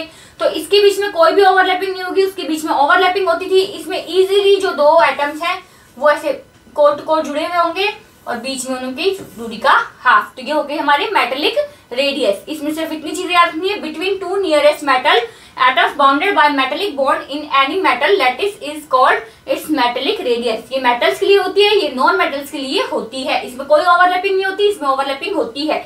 तो इस तरीके से जो है ज्यादा कौन सी हुई, कोवेलेंट रेडियस ज्यादा हुई या फिर मेटेलिक रेडियस ज्यादा हुई, बताइए कौन सी रेडियस ज्यादा हुई, मेटेलिक रेडियस ज्यादा हुई। इसमें ओवरलैपिंग होती है तो वो ओवरलैप हो जाते हैं तो वो कम हो गई। एक तो हो गया यूं, ठीक है, एक आपने देखा यूं। अब ये जो है यहां से मेरे हाथ के इस वाली जो साइड है और इस वाले पॉइंट से लेकर इस वाले पॉइंट तक ज्यादा एरिया रहेगा और इसमें जो है वो कम एरिया रहेगा। यहाँ पे ओवरलैपिंग हो गई है, यहाँ पे ओवरलैपिंग नहीं हुई है।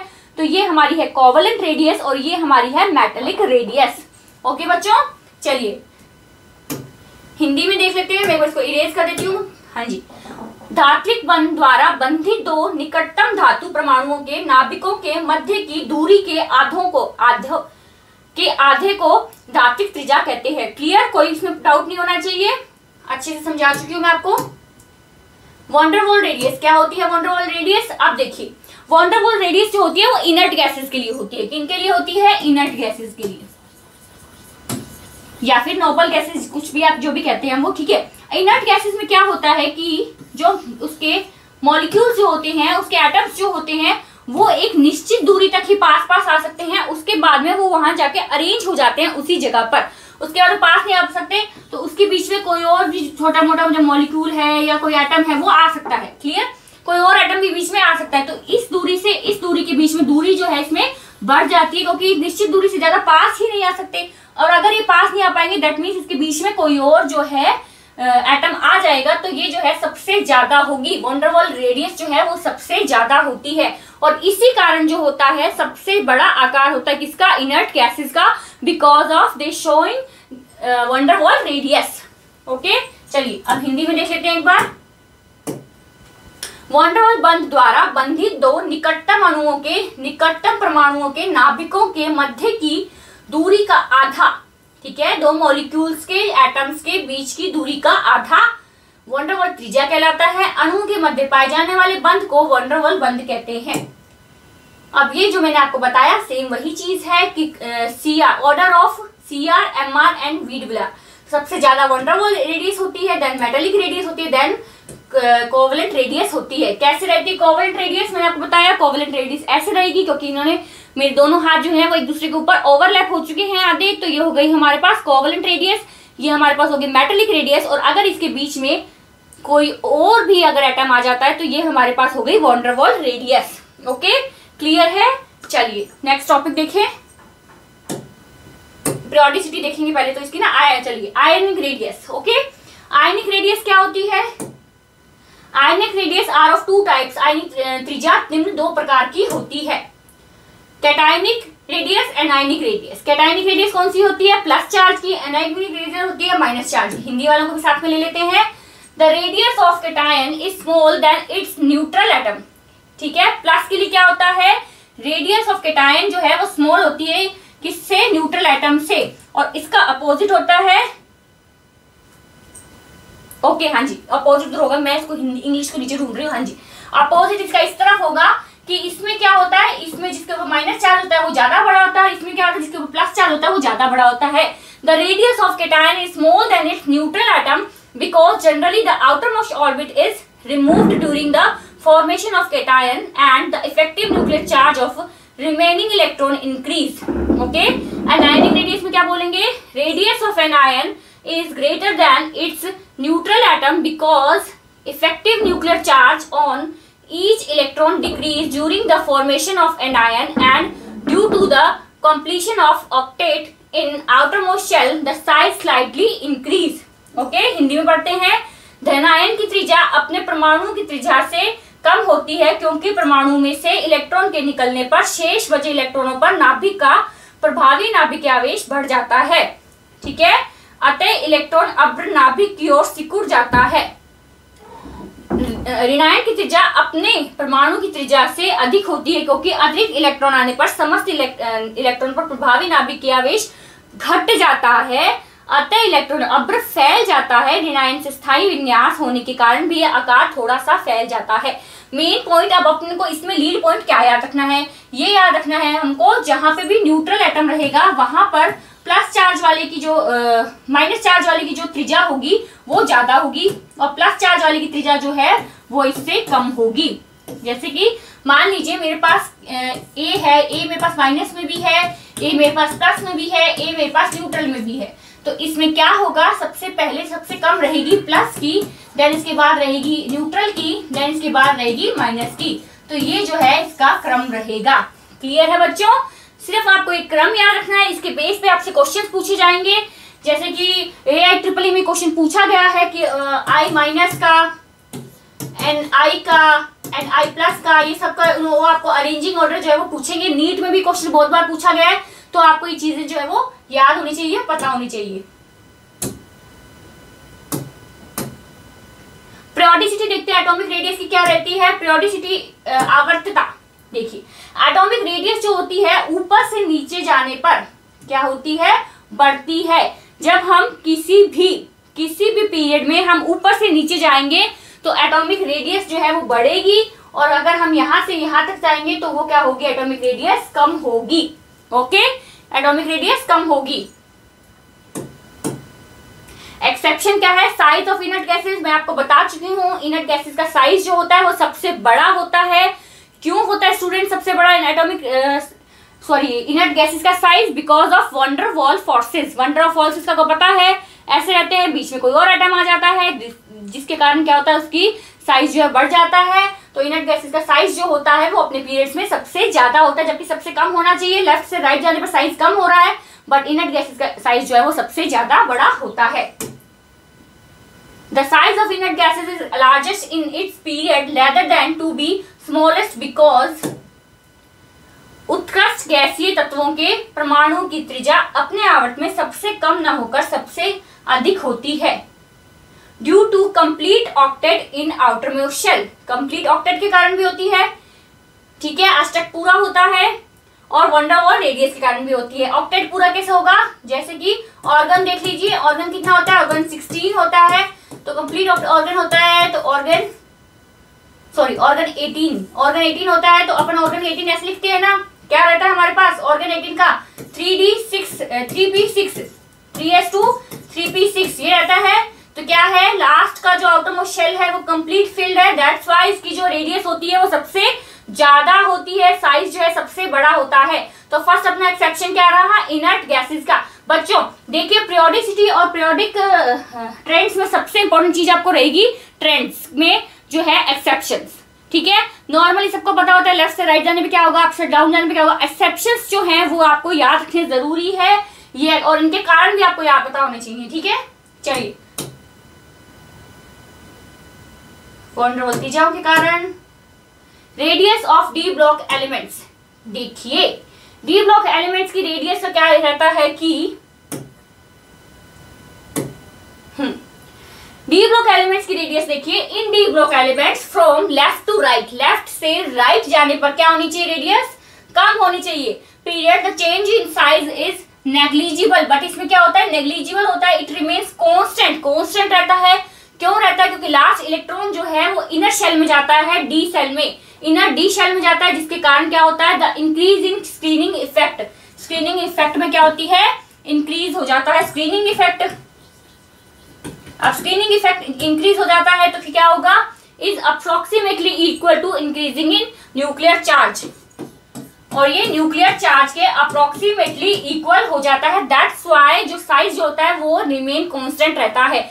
क्यों रहता है कि स्क्रीनिंग इफेक्ट में जो इंक्रीज हुई होती है वो इंक्रीज किसके जो इक्वल हो जाती है, न्यूक्लियर चार्ज के इक्वल हो जाती है। दैट्स व्हाई जो साइज जो होता है अप्रोक्सीमेटली इक्वल रहता है। देखिए, स्कैंडियम से चल रहे हैं हम, scandium, titanium, vanadium, chromium, manganese, ferrous, cobalt, निकल, कॉपर और जिंक।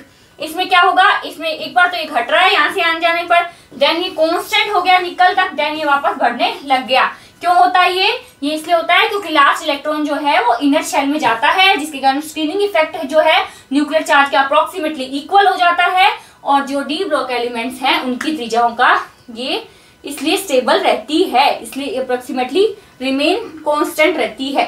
ओके, चलिए नेक्स्ट देखते हैं। अब ये तो था डी ब्लॉक के एलिमेंट्स आ गए थे, इसलिए अब देखते हैं भाई ये क्या हुआ। Radius of aluminium and gallium.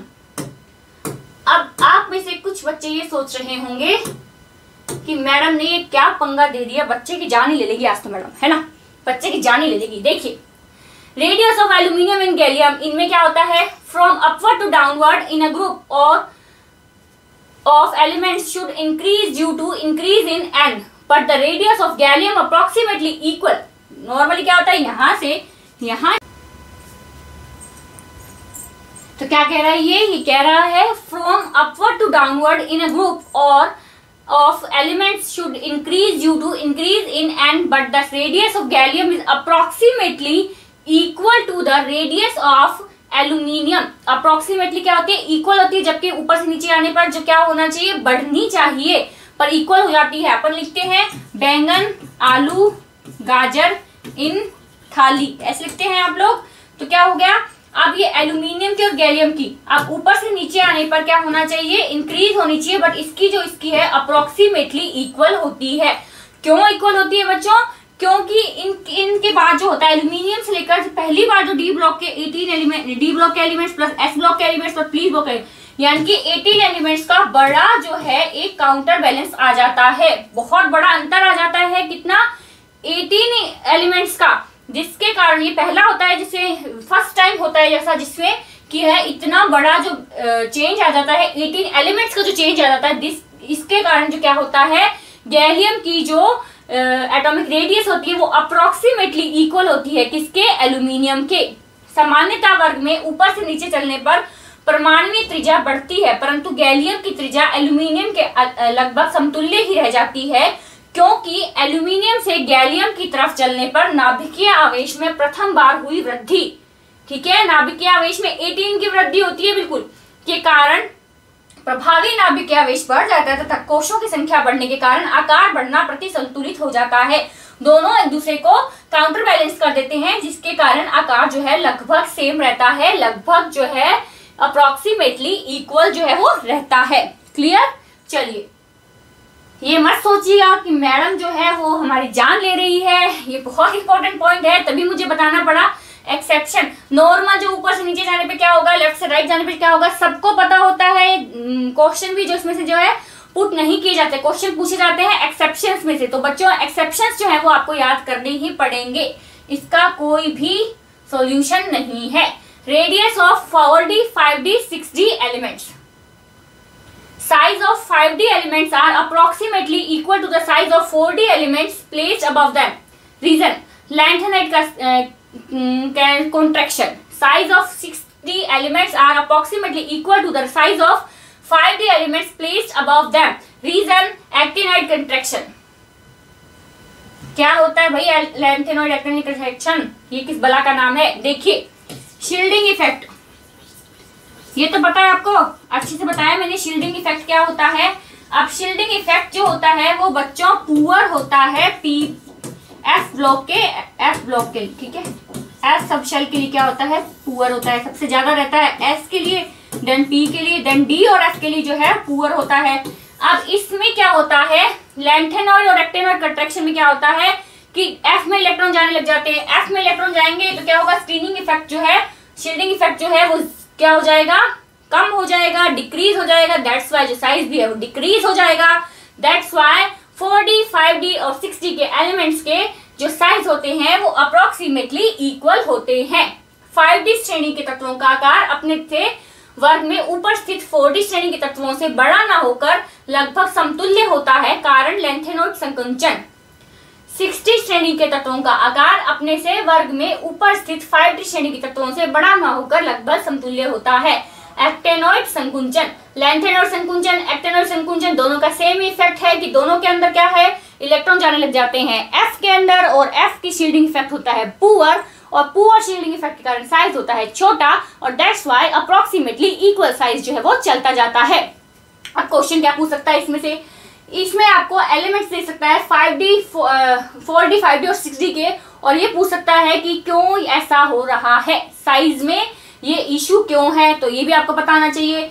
ये भी पूछ सकता है कि लेंथेनॉइड कॉन्ट्रैक्शन और एक्टिनॉइड कॉन्ट्रैक्शन कौन कौन सी सीरीज में होता है, तो आपको कोई और सीरीज भी दे सकता है। तो आपको 4D 5D और 6D सीरीज जो है, इनके एलिमेंट्स जो हैं वो आपको पता होने चाहिए, तभी आप इसका आंसर जो है वो पर्टिकुलरली सही कर पाएंगे। जरूरी नहीं है कि डेटा भी आपको ये मिल जाए, आपको कंसेप्ट समझना पड़ेगा, तभी आप जो है उसका राइट आंसर फाइंड कर पाएंगे। क्लियर? चलिए नेक्स्ट पे चलें। क्या आ रहा है आगे हमारे पास? आयनाइजेशन पोटेंशियल, आयनन विभव। The energy or potential required to remove the most loosely bonded electron from its isolated gaseous atom. Remove करने के लिए जो चाहिए होंगे वो होते हैं आयनाइजेशन पोटेंशियल। किसी तत्व की विलगित गैसीय अवस्था में उसके सबसे ढीले इलेक्ट्रॉन को परमाणु से मुक्त कराने के लिए आवश्यक ऊर्जा या विभव उस तत्व का प्रथम आयनन विभव कहलाता है। तो कैसे होगा इसका? देखिए क्या बोला है इन्होंने, the energy of potential required to remove the most loosely electron.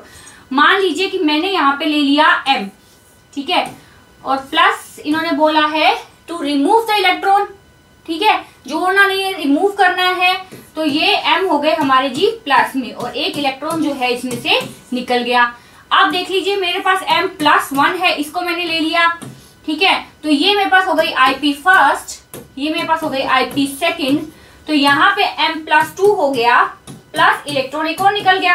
अब देखिए इधर आ जाइए, अब यहाँ पर m+2 को मैंने लिया, तो ये हो गई Ip3 मेरे लिए। अब यहाँ पे हो गया m+3 हो गया, प्लस इलेक्ट्रॉन एक और निकल गया। देखिए बच्चों, अब है क्या इसमें, अगर मान लीजिए मेरे पास कोई भी एक जो है इसने निकाला, इन्होंने क्या बोला, the energy of potential required to remove the most loosely bondly electron from its isolated gaseous atom. मान लीजिए मेरे पास कोई गैसियस एटॉमिक स्टेट में जो है गैस है, कोई गैस है, एटॉमिक स्टेट में जो गैस है, तो क्या होगा, उस गैस में से जो है एक इलेक्ट्रॉन निकाल दिया, उसके लिए एनर्जी मेरे को क्या चीज, मान लीजिए मेरे को Ip फर्स्ट चाहिए, देन मेरे को चाहिए Ip second, then Ip third, यानी कि मैंने एक इलेक्ट्रॉन अगर उससे लिया तो मुझे इतनी जो है ज्यादा एनर्जी की जरूरत नहीं पड़ी।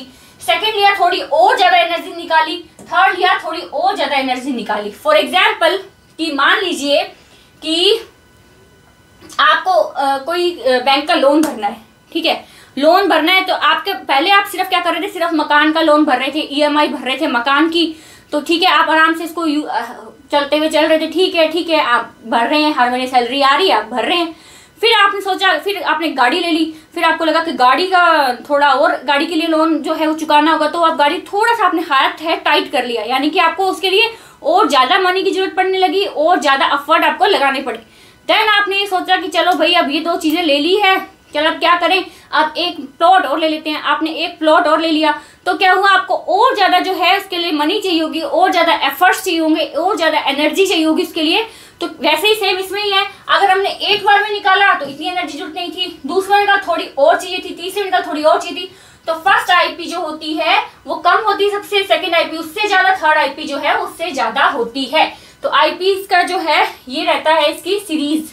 ओके, किसी तत्व की विलगित गैसीय अवस्था में, कोई भी एक एलिमेंट है उसकी विलगित गैसीय अवस्था में उसके सबसे ढीले बंधे इलेक्ट्रॉनों को परमाणु से मुक्त करवाने के लिए, इलेक्ट्रॉन अपन ने निकाले उसके लिए आवश्यक ऊर्जा या विभव उस तत्व का प्रथम आयनन विभव कहलाता है। गैसीय स्टेट में है, ठीक है, इन्होंने क्या बोला है कि कोई एलिमेंट जो है वो गैसीय स्टेट में है, यानी कि गैसियस है, ऑक्सीजन मान सकते हैं यहाँ पे, गैसीय स्टेट में, तो ठीक है, तो गैसीय स्टेट में इस गैस में से क्या है, मैंने एक इलेक्ट्रॉन निकालना है, उस इलेक्ट्रॉन की जो है वो स्थिति ये रहेगी। क्लियर? चलिए देखते हैं ये आगे हमें क्या बोल रहे हैं। पहले मैं इसको क्लियर कर दूं ताकि जो हमारी वर्ड्स आए तो कटे नहीं। जनरल पीरियोडिसिटी क्या रही इसकी, देखिए लेफ्ट से राइट जाने पर Ip जो है बढ़ रही है, यानी कि Ip जो है वो क्या है, रेडियस के, एटॉमिक रेडियस के अपोजिट होती है, वो बढ़ेगी तो वो घटेगी, और वो घटेगी तो वो बढ़ेगी। यहाँ पर जो है ये चीज आपको हमेशा याद रखनी है कि देखिए रेडियस जो है वो इक्वल होती है स्क्रीनिंग इफेक्ट के, स्क्रीनिंग इफेक्ट बढ़ेगा तो रेडियस भी बढ़ती है, स्क्रीनिंग इफेक्ट या फिर आपको शील्डिंग इफेक्ट जो भी आप लिखना चाहे लिख सकते हैं। और ये जो रेडियस जो है और स्क्रीनिंग इफेक्ट जो है, ये दोनों अपोजिट होते हैं किसके? इफेक्टिव न्यूक्लियर चार्ज के अपोजिट होते हैं। क्लियर? ये पॉइंट भी क्लियर है, इफेक्टिव न्यूक्लियर चार्ज के अपोजिट होते हैं ये। ओके, और देन आईपी जो है वो क्या रहेगी? आईपी भी अपोजिट होती है, यानी कि आईपी जो है इफेक्टिव न्यूक्लियर चार्ज के जो है वो क्या होनी चाहिए? इक्वल होनी चाहिए। दोनों बढ़ेंगे तो बढ़ेंगे, दोनों घटेंगे तो घटेंगे। सही है? चलिए नेक्स्ट देखें, एप्लीकेशंस ऑफ आईपी। आईपी की एप्लीकेशंस क्या है? एप्लीकेशंस पे जाने से पहले एक बार ये चीज मैंने आपको बता दी है कि किस पर फैक्टर्स अफेक्टिंग क्या क्या हुआ इसके।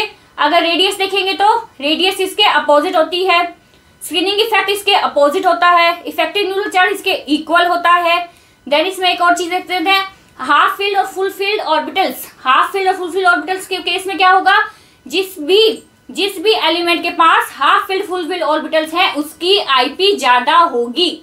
क्लियर? उसकी आईपी ज्यादा होगी। बेरिलियम और बोरोन को करके देख लेना, जिसमें से जो नॉर्मल है वो नहीं होगा, अब नॉर्मल होगा। अब नॉर्मल क्यों होगा? क्योंकि half filled full filled orbitals जो है वहां पे प्रेजेंस होंगे। अब चलते हैं एप्लीकेशन ऑफ आईपी पे, आयनन विभव के अनुप्रयोग। पहला अनुप्रयोग है, पहला है in determining metallic character of elements. अब इसमें जाने से पहले मुझे एक बात बताइए कि मैंने आपको जो है पीरियोडिक टेबल करवाई। पीरियोडिक टेबल मैंने आपको बोला था कि यहाँ पे एल्कालाइन मेटल्स है, यानी कि यहाँ से यहाँ पे जाने पर मेटेलिक प्रॉपर्टीज क्या हो रही थी? देखिए यहाँ पे मेटल्स थे, यहाँ पे नॉन मेटल्स थे, तो मेटेलिक प्रॉपर्टी डिक्रीज हो रही है। और मेटल्स का क्या गुण होता है? इलेक्ट्रॉन को डोनेट करने का। क्या रहता है? इलेक्ट्रॉन को डोनेट करने का, इलेक्ट्रॉन देने का गुण रहता है। ठीक है, इलेक्ट्रॉन देने का गुण रहता है। क्लियर है बच्चों? क्या बोला मैंने?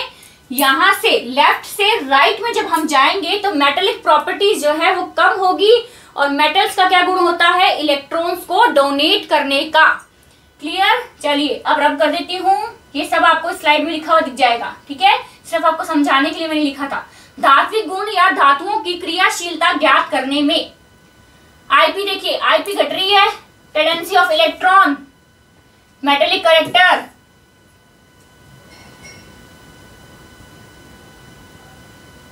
देखिए इसमें शायद स्लाइड में एक मिस्टेक है, आईपी घट रही है तो क्या हो गया? इलेक्ट्रॉन त्यागने की प्रवृत्ति जो रहेगी लेफ्ट से राइट आने पर, मान लीजिए ये इधर से जाते हैं, मेटेलिक प्रॉपर्टी आईपी क्या आती है पहले बताइए?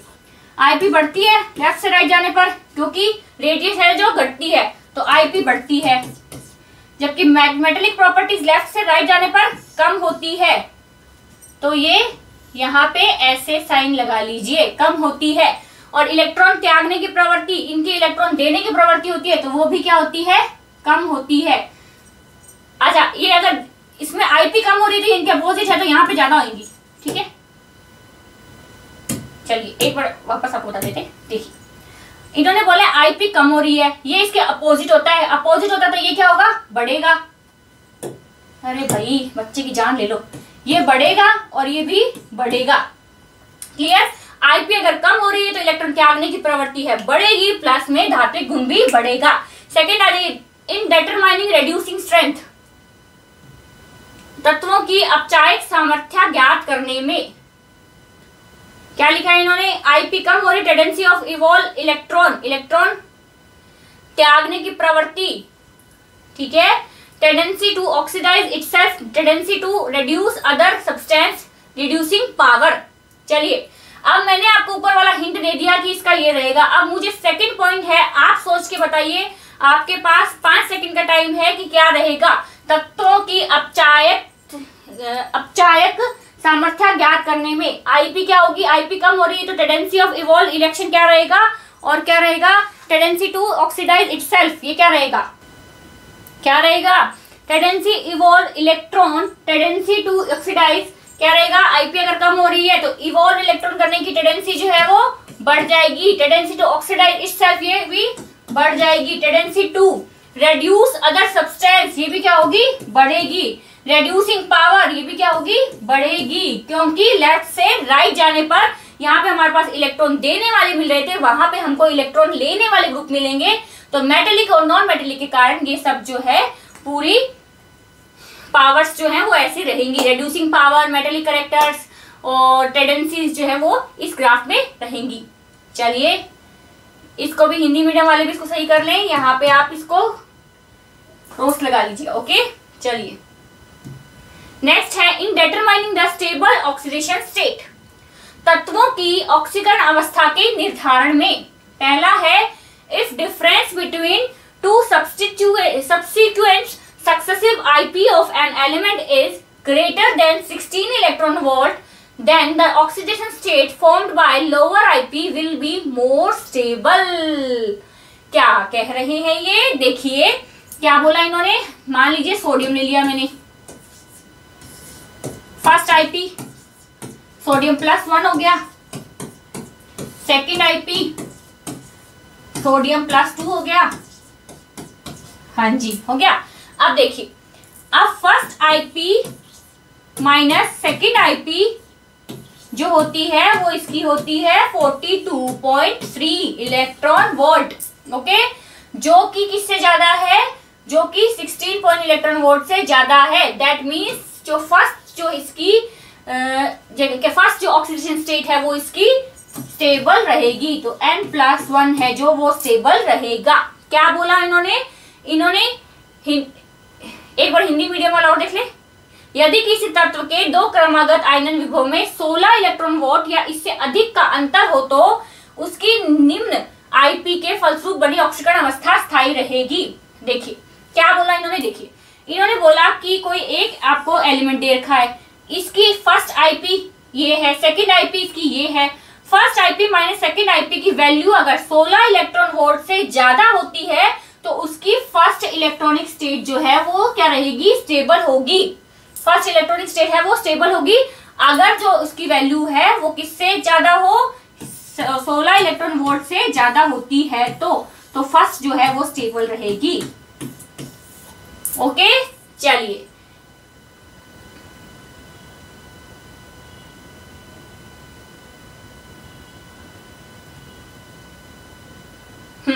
नेक्स्ट है if the difference between two successive IP of an element is less than 11 electron volt, then the oxidation state of formed by highest IP will be more stable। अब देखिए Mg हो गया मेरे पास, ठीक है, फर्स्ट IP हो गई, Mg+1 बन गया, सेकेंड IP हो गई, ठीक है, Mg+2 बन गया,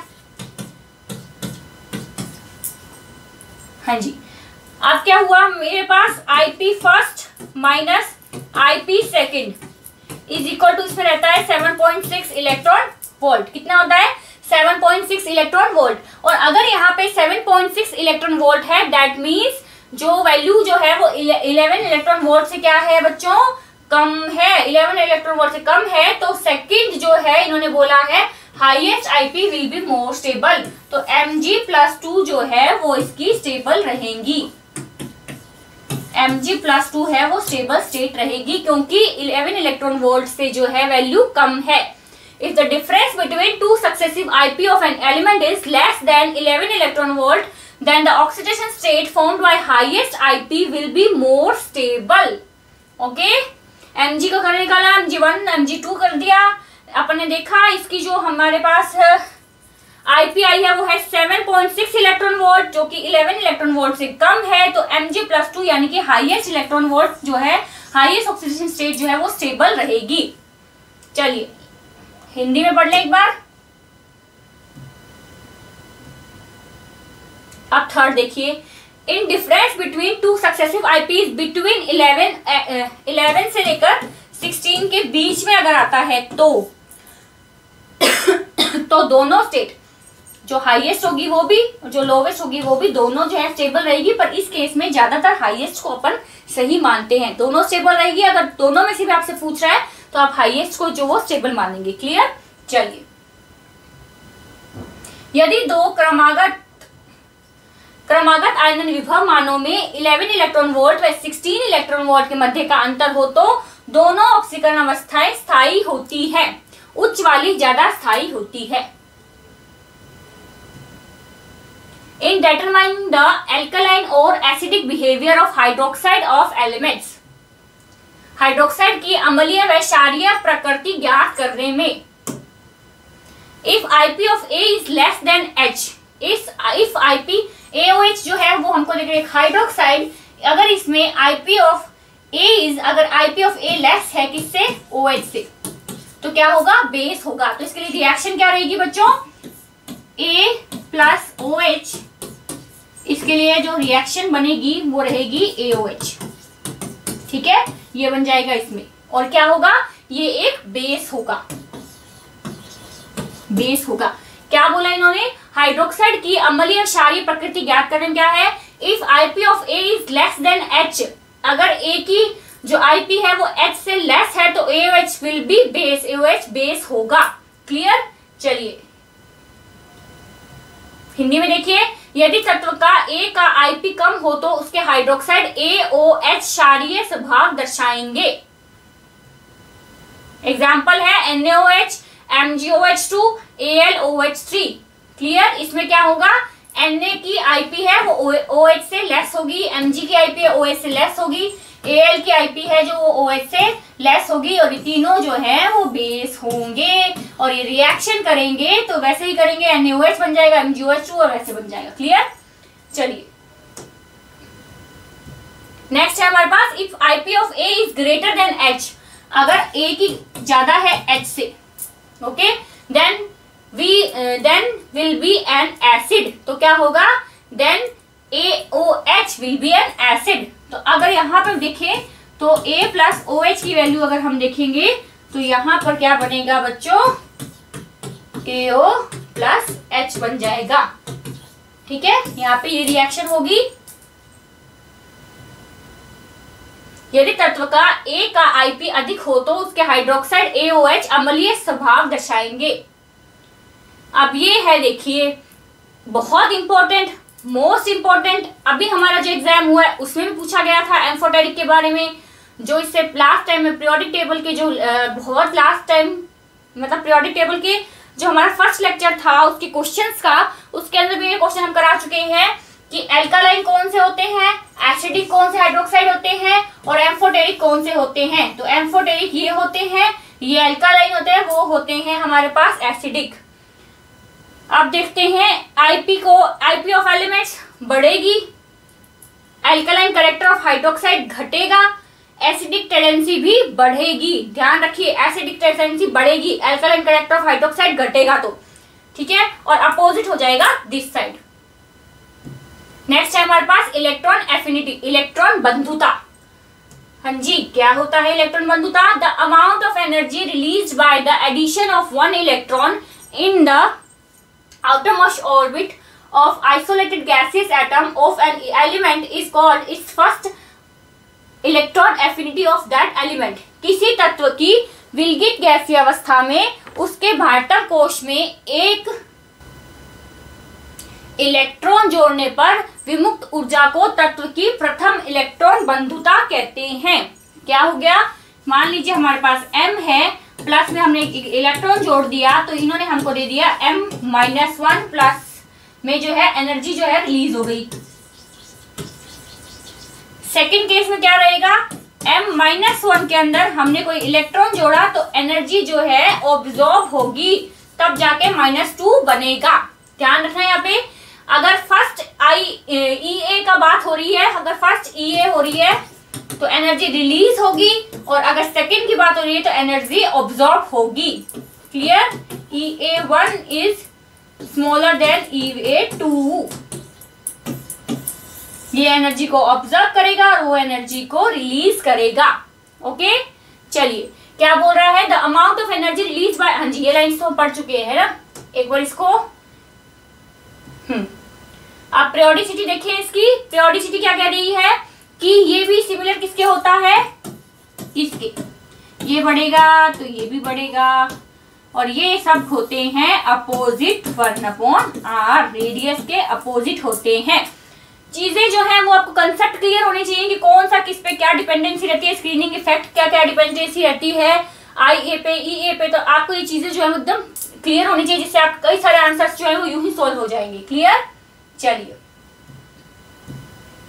एक्सेप्शंस देखते हैं। EA of BCNOF of second period is less than कितना? EA of third period respectively because due to very extremely small size of second period. ऊपर से नीचे जाएंगे तो, हाँ जी क्या बोला इन्होंने? सेकेंड पीरियड लेस है, ऊपर से नीचे जाएंगे तो EA क्या होना चाहिए? बढ़ना चाहिए कि घटना चाहिए? इन्होंने बोला है लेस देन, लेस होता है जबकि क्या होना चाहिए? घटना चाहिए।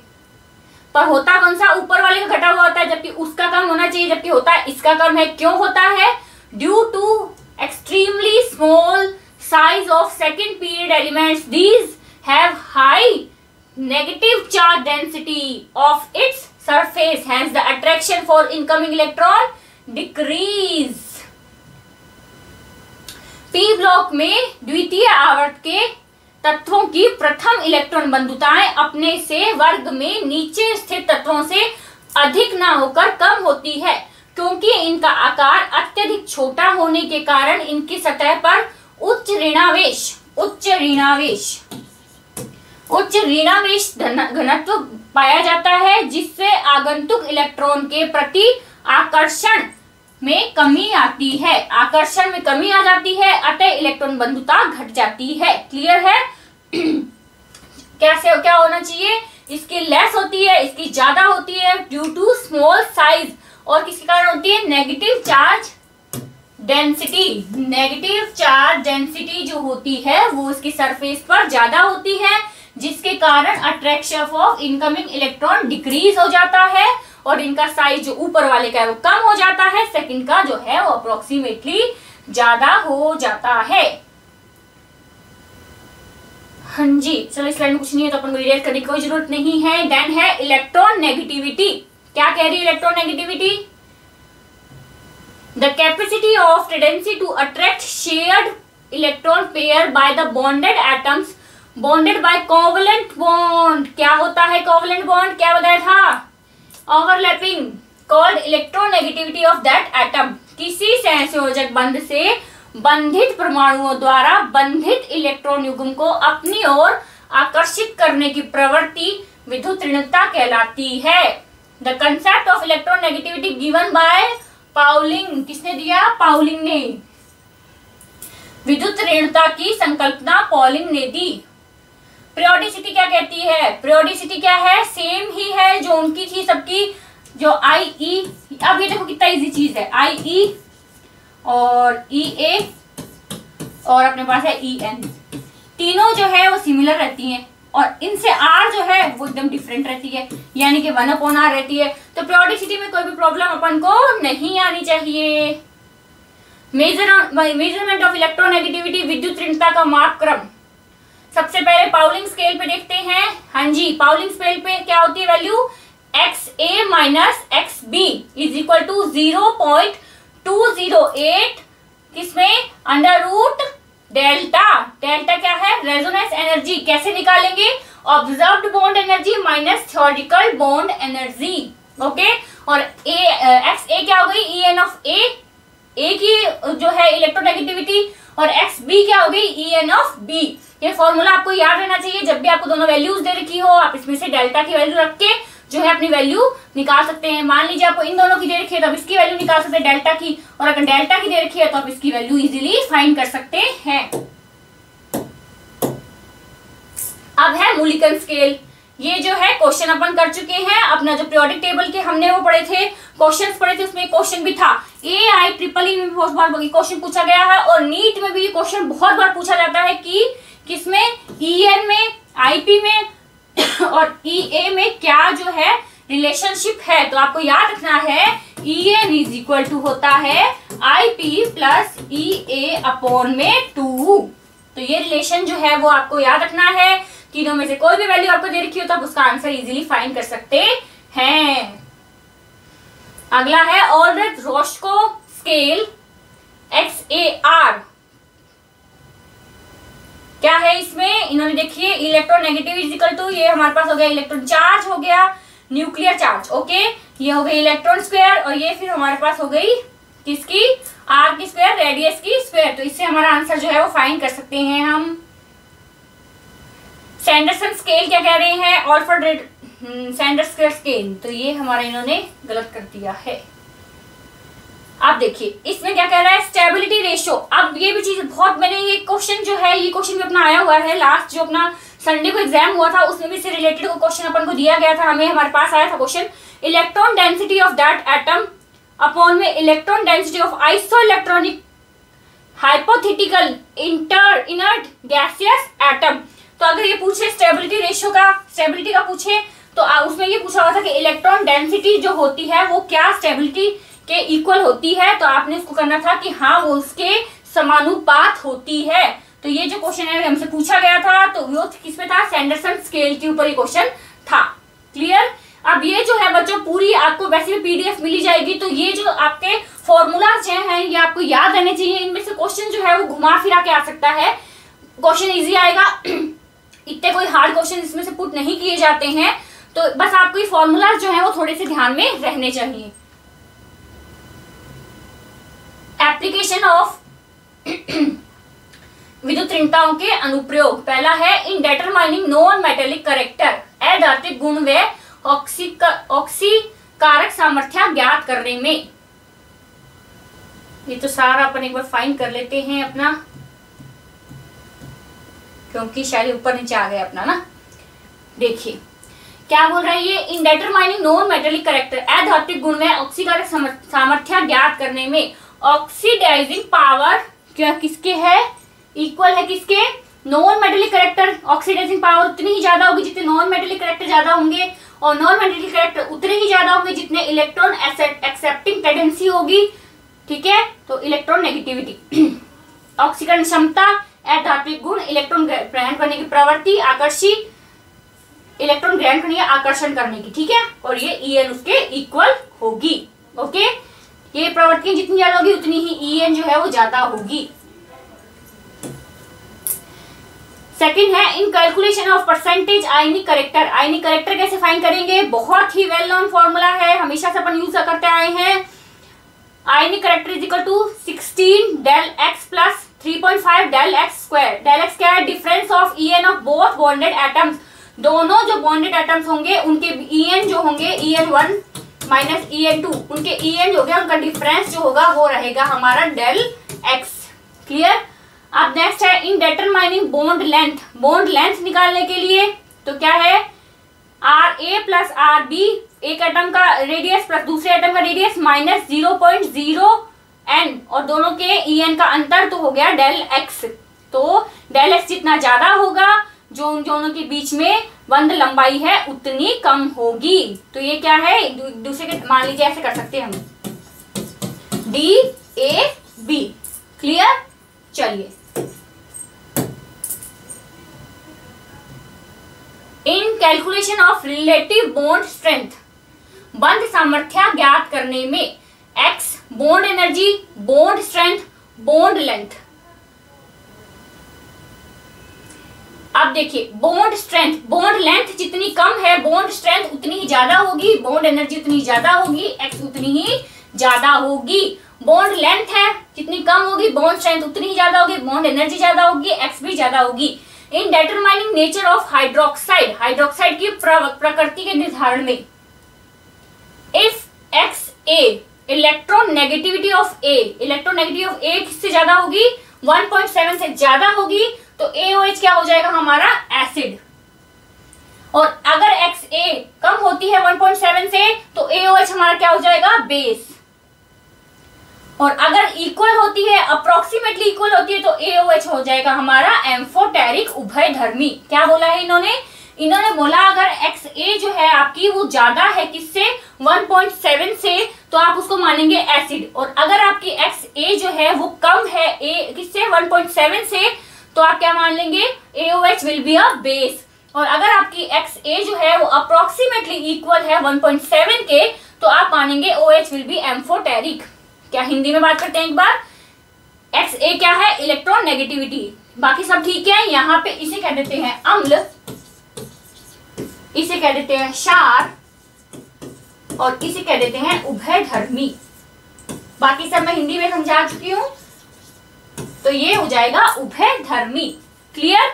चलिए नेक्स्ट देखते हैं, इन determining nature of oxides, oxides की प्रवृत्ति के निर्धारण में। अब सेम इसमें यही होगा, यहाँ पे क्या दे रखा है, ऑक्सीजन की दे रखी है अपन को En, और En ऑफ एनी एलिमेंट आपको ऑक्सीजन के साथ ही निकालनी होती है, तो ऑक्साइड है तो अगर En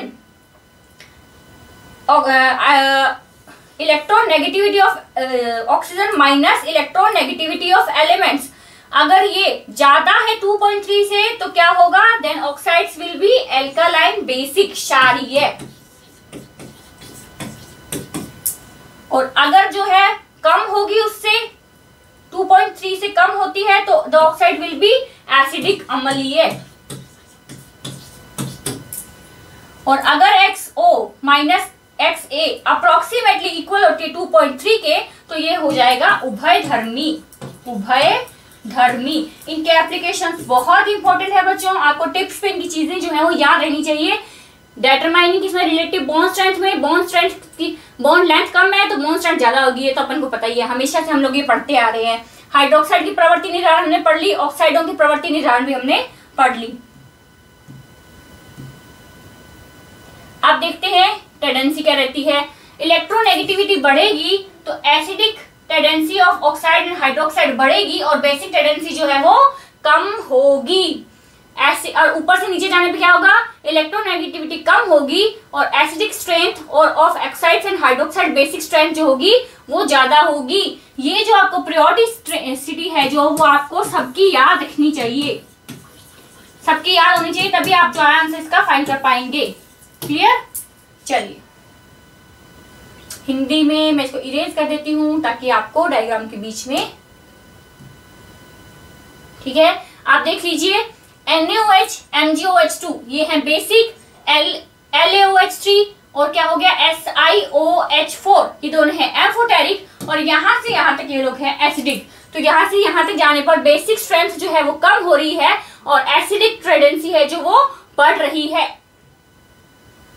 सेम हिंदी मीडियम के लिए क्षारीय, उभयधर्मी, अम्लीय, क्षारीय गुण जो है वो कम हो रहा है, अम्लीय गुण जो है वो बढ़ रहा है। सेम इसमें भी ये चीज हो रही है, वो हमने हाइड्रोक्साइड देखे थे, ये हमने ऑक्साइड्स देखे हैं। ऑक्साइड्स में क्या हो रहा है, बेसिक टेंडेंसी कम हो रही है और एसिडिक टेंडेंसी बढ़ रही है। बेसिक में कौन है, Na2O MgO, और इसमें कौन है उभयधर्मी। अब ये आपको हमेशा जानना है, एम्फोटेरिक हर जगह कौन हो रहा है, एल्यूमिनियम और सिलिकॉन एम्फोटेरिक हो रहे हैं हर जगह, पर यहाँ पर एम्फोटेरिक नहीं है ये, बल्कि आपको इन दोनों को हमेशा याद रखना है, ठीक है। एल्यूमिनियम और सिलिकॉन जो है वो एम्फोटेरिक होते हैं। अब एक क्वेश्चन तो आपका तैयार हो गया क्योंकि इन डायग्राम्स के थ्रू आपने देख लिया एल्यूमिनियम और सिलिकॉन जो है वो एम्फोटेरिक होते हैं। क्लियर? बेसिक टेंडेंसी कम, देन एसिडिक टेंडेंसी बढ़ेगी। सेम इसमें हो रहा है लेफ्ट से राइट जाने पर। मैं इसको इरेज कर देती हूँ ताकि नोट्स जो हैं वो आपको ब्लरी नहीं नजर आए। इन नोमेनक्लेचर ऑफ इनऑर्गेनिक कंपाउंड्स, इसका भी जो क्वेश्चन अपन कर चुके हैं, इससे पहले जो मैंने पीरियोडिक टेबल क्वेश्चन कराया उसमें क्वेश्चन आया था, किसका आया था, कोई क्वेश्चन आया था क्लोराइड से संबंधित कोई क्वेश्चन था I think. In nomenclature of formula writing of inorganic compounds less electronegativity of और इलेक्ट्रोपॉजिटिव आर रिटर्न फर्स्ट। जिसकी इलेक्ट्रोनेगेटिविटी कम होगी, लेस होगी, उसका नाम फर्स्टली लिखा जाएगा, और जिसकी ज्यादा होगी इलेक्ट्रोनेगेटिविटी, हाई होगी, उसका नाम सेकेंडली लिखा जाएगा। ओके?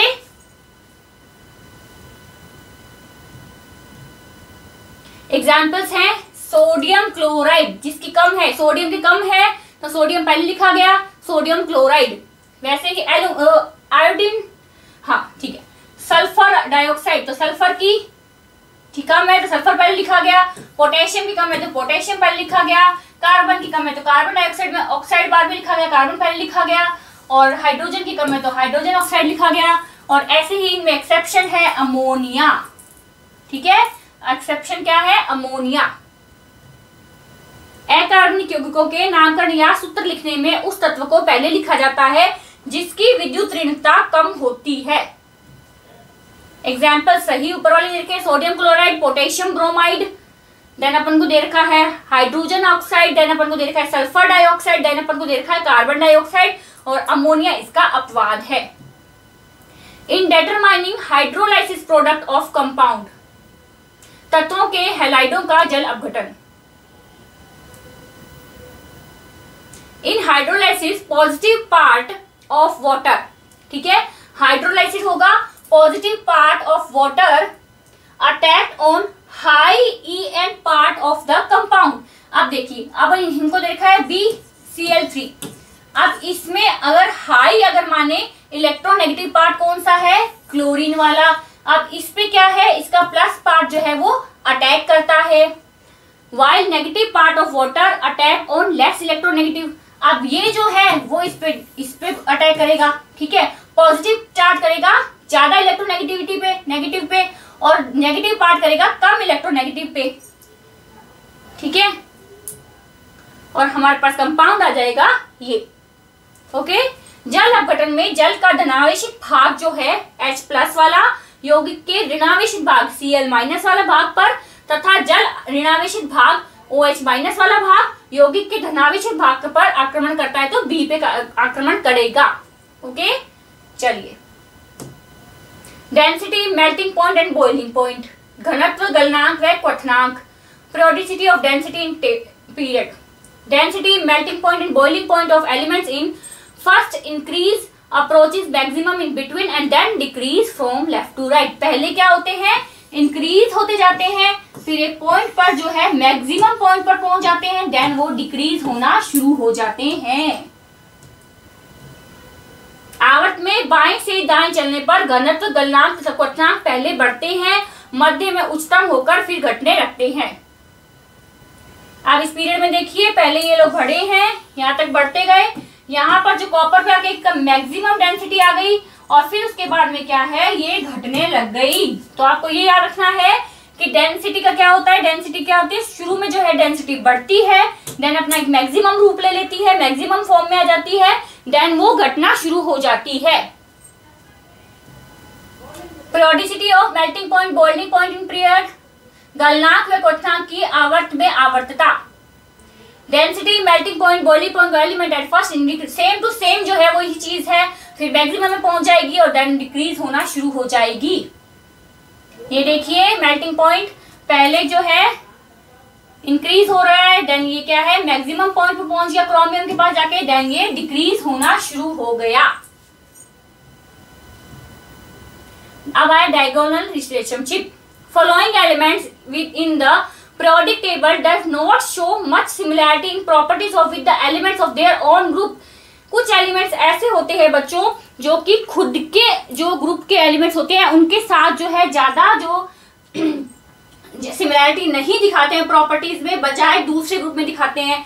जैसे कि अपने घर में कोई एक ऐसा जरूर होता है फैमिली मेंबर जिसकी हमसे कम बनती है पर पड़ोसी से जाके बहुत ज्यादा बनती है, तो भाई ये वही है, इनकी क्या है कि अपने परिवार से कम बन रही है, पड़ोसियों से बहुत ज्यादा बन रही है, but with the एलिमेंटेड situated diagonally in the periodic table with respect to it is known as diagonal relationship। Hindi में बात करते हैं तो आवर्त सारणी में लिथियम, बेरिलियम व बोरोन अपने वर्ग के अन्य तत्वों से गुणों में ज्यादा समानता नहीं दर्शाते, बल्कि अपने से विकिरणित स्थिति तत्वों क्रमशः Mg, Al व Si से ज्यादा समानता दर्शाते हैं। इसे विकिरण संबंध कहते हैं। जैसे कि लिथियम जो है मैग्नीशियम से ज्यादा समानता दिखाता है, बेरिलियम जो है एल्यूमिनियम के साथ ज्यादा समानता दिखाता है, और बोरोन जो है वो सिलिकॉन के साथ ज्यादा समानता दिखाता है। क्लियर? क्या है, इसे कहते हैं diagonal relationship. The reason for diagonal relationship is that elements is the similarity is in the size of their cations और सिमिलरली। क्या होता है, इनके कैटायंस के जो साइज होते हैं वो अप्रोक्सीमेटली इक्वल होते हैं, दैट्स व्हाई ये जो है डायगोनल रिलेशनशिप दिखाते हैं। अगर आपसे पूछा जाए कि ये एलिमेंट क्यों दिखाते हैं डायगोनल रिलेशनशिप, तो आप बोलेंगे क्योंकि इनके कैटायंस जो होते हैं वो अप्रोक्सीमेटली इक्वल होते हैं, उनके साइज जो होते हैं वो इक्वल होते हैं, दैट्स व्हाई ये है कि विकिरण संबंध या डायगोनल रिलेशनशिप दिखाते हैं। विकिरण संबंध का कारण इन तत्वों के धनायनों की त्रिज्या अथवा आयनिक विभव का परस्पर समतुल्य होना। Ionic potential is equal to क्या हो जाएगा बच्चों, हो जाएगा चार्ज अपॉन में radius. Ionic potential is equal to charge upon में रेडियस। Some important points. अब ये है हमारा आज के जो सेशन है उसका लास्ट पॉइंट। शुरू से ही मैं आपको बताती आ रही हूँ, उसको अपन ने ओवरऑल जो है हमने एक चार्ट के थ्रू समझने की कोशिश कर रहे हैं। सम इंपॉर्टेंट पॉइंट्स में क्या है देखिए, लेफ्ट से राइट जाने पर, लेफ्ट से राइट जा रहे तो आई सबसे पहले तो एटॉमिक रेडियस से देखते हैं। अप से डाउन जा रहे एटॉमिक रेडियस बढ़ रही है, लेफ्ट से राइट जाने पर आयोनाइजेशन एनर्जी बढ़ रही है, लेफ्ट से राइट जाने पर इलेक्ट्रॉन एफिनिटी बढ़ रही है। देन इधर देखिए इलेक्ट्रॉन एफिनिटी नीचे से ऊपर जाने पर बढ़ रही है, आयोनाइजेशन एनर्जी नीचे से ऊपर जाने पर down to up ionisation energy बढ़ रही है। एटॉमिक रेडियस कब बढ़ती है, राइट से लेफ्ट जाने पर एटॉमिक रेडियस बढ़ रही है। अब मेटेलिक नॉन मेटेलिक कैरेक्टर्स देखिए, यहां से यहां पर जाने पर नॉन मेटेलिक कैरेक्टर बढ़ रहे हैं और यहां से यहां पर जाने पर मेटेलिक कलेक्टर जो है वो बढ़ रहे हैं। हमें ये पता है कि यहाँ पे नॉन मेटल्स होते हैं, यहाँ पे मेटेलॉइड्स होते हैं और यहाँ पे जो है वो मेटल्स होते हैं। पर जो सबसे ज्यादा मेटेलिक करेक्टर किसमें होता है, जो यहाँ पे रहेंगे उनमें सबसे ज्यादा मेटेलिक करेक्टर रहेगा और जो यहाँ पे रहेंगे उनमें सबसे कम मेटेलिक करेक्टर रहेगा। इसी तरीके से जो यहाँ रहेंगे उनके पास सबसे कम नॉन मेटेलिक करेक्टर रहेगा और जो यहाँ रहेंगे उनके पास सबसे ज्यादा नॉन मेटेलिक करेक्टर जो है वो बच्चों रहेगा। तो यहाँ खत्म होता है अपने आज का पीरियोडिक टेबल का वन शॉट। होपफुली आपके लिए जो लेक्चर है हेल्पफुल रहे, बेनिफिशियल रहे। मैंने ज़्यादा से ज़्यादा हमने कोशिश की है कि इसमें जो ज़्यादा से ज़्यादा जो टॉपिक्स हैं वो हम कवर कर सकें और क्लियर आपके सामने उसको रख सकें। तो इसी विश्वास के साथ कि आप जो है हमारी वीडियोस को पसंद करेंगे। अगर आप हमारी वीडियोस को पसंद करें तो ज़रूर लाइक कीजिए, शेयर कीजिए और सब्सक्राइब कीजिए और बने रहिए हमारे साथ आपके अपने चैनल पर synthesis online classes. Thank you.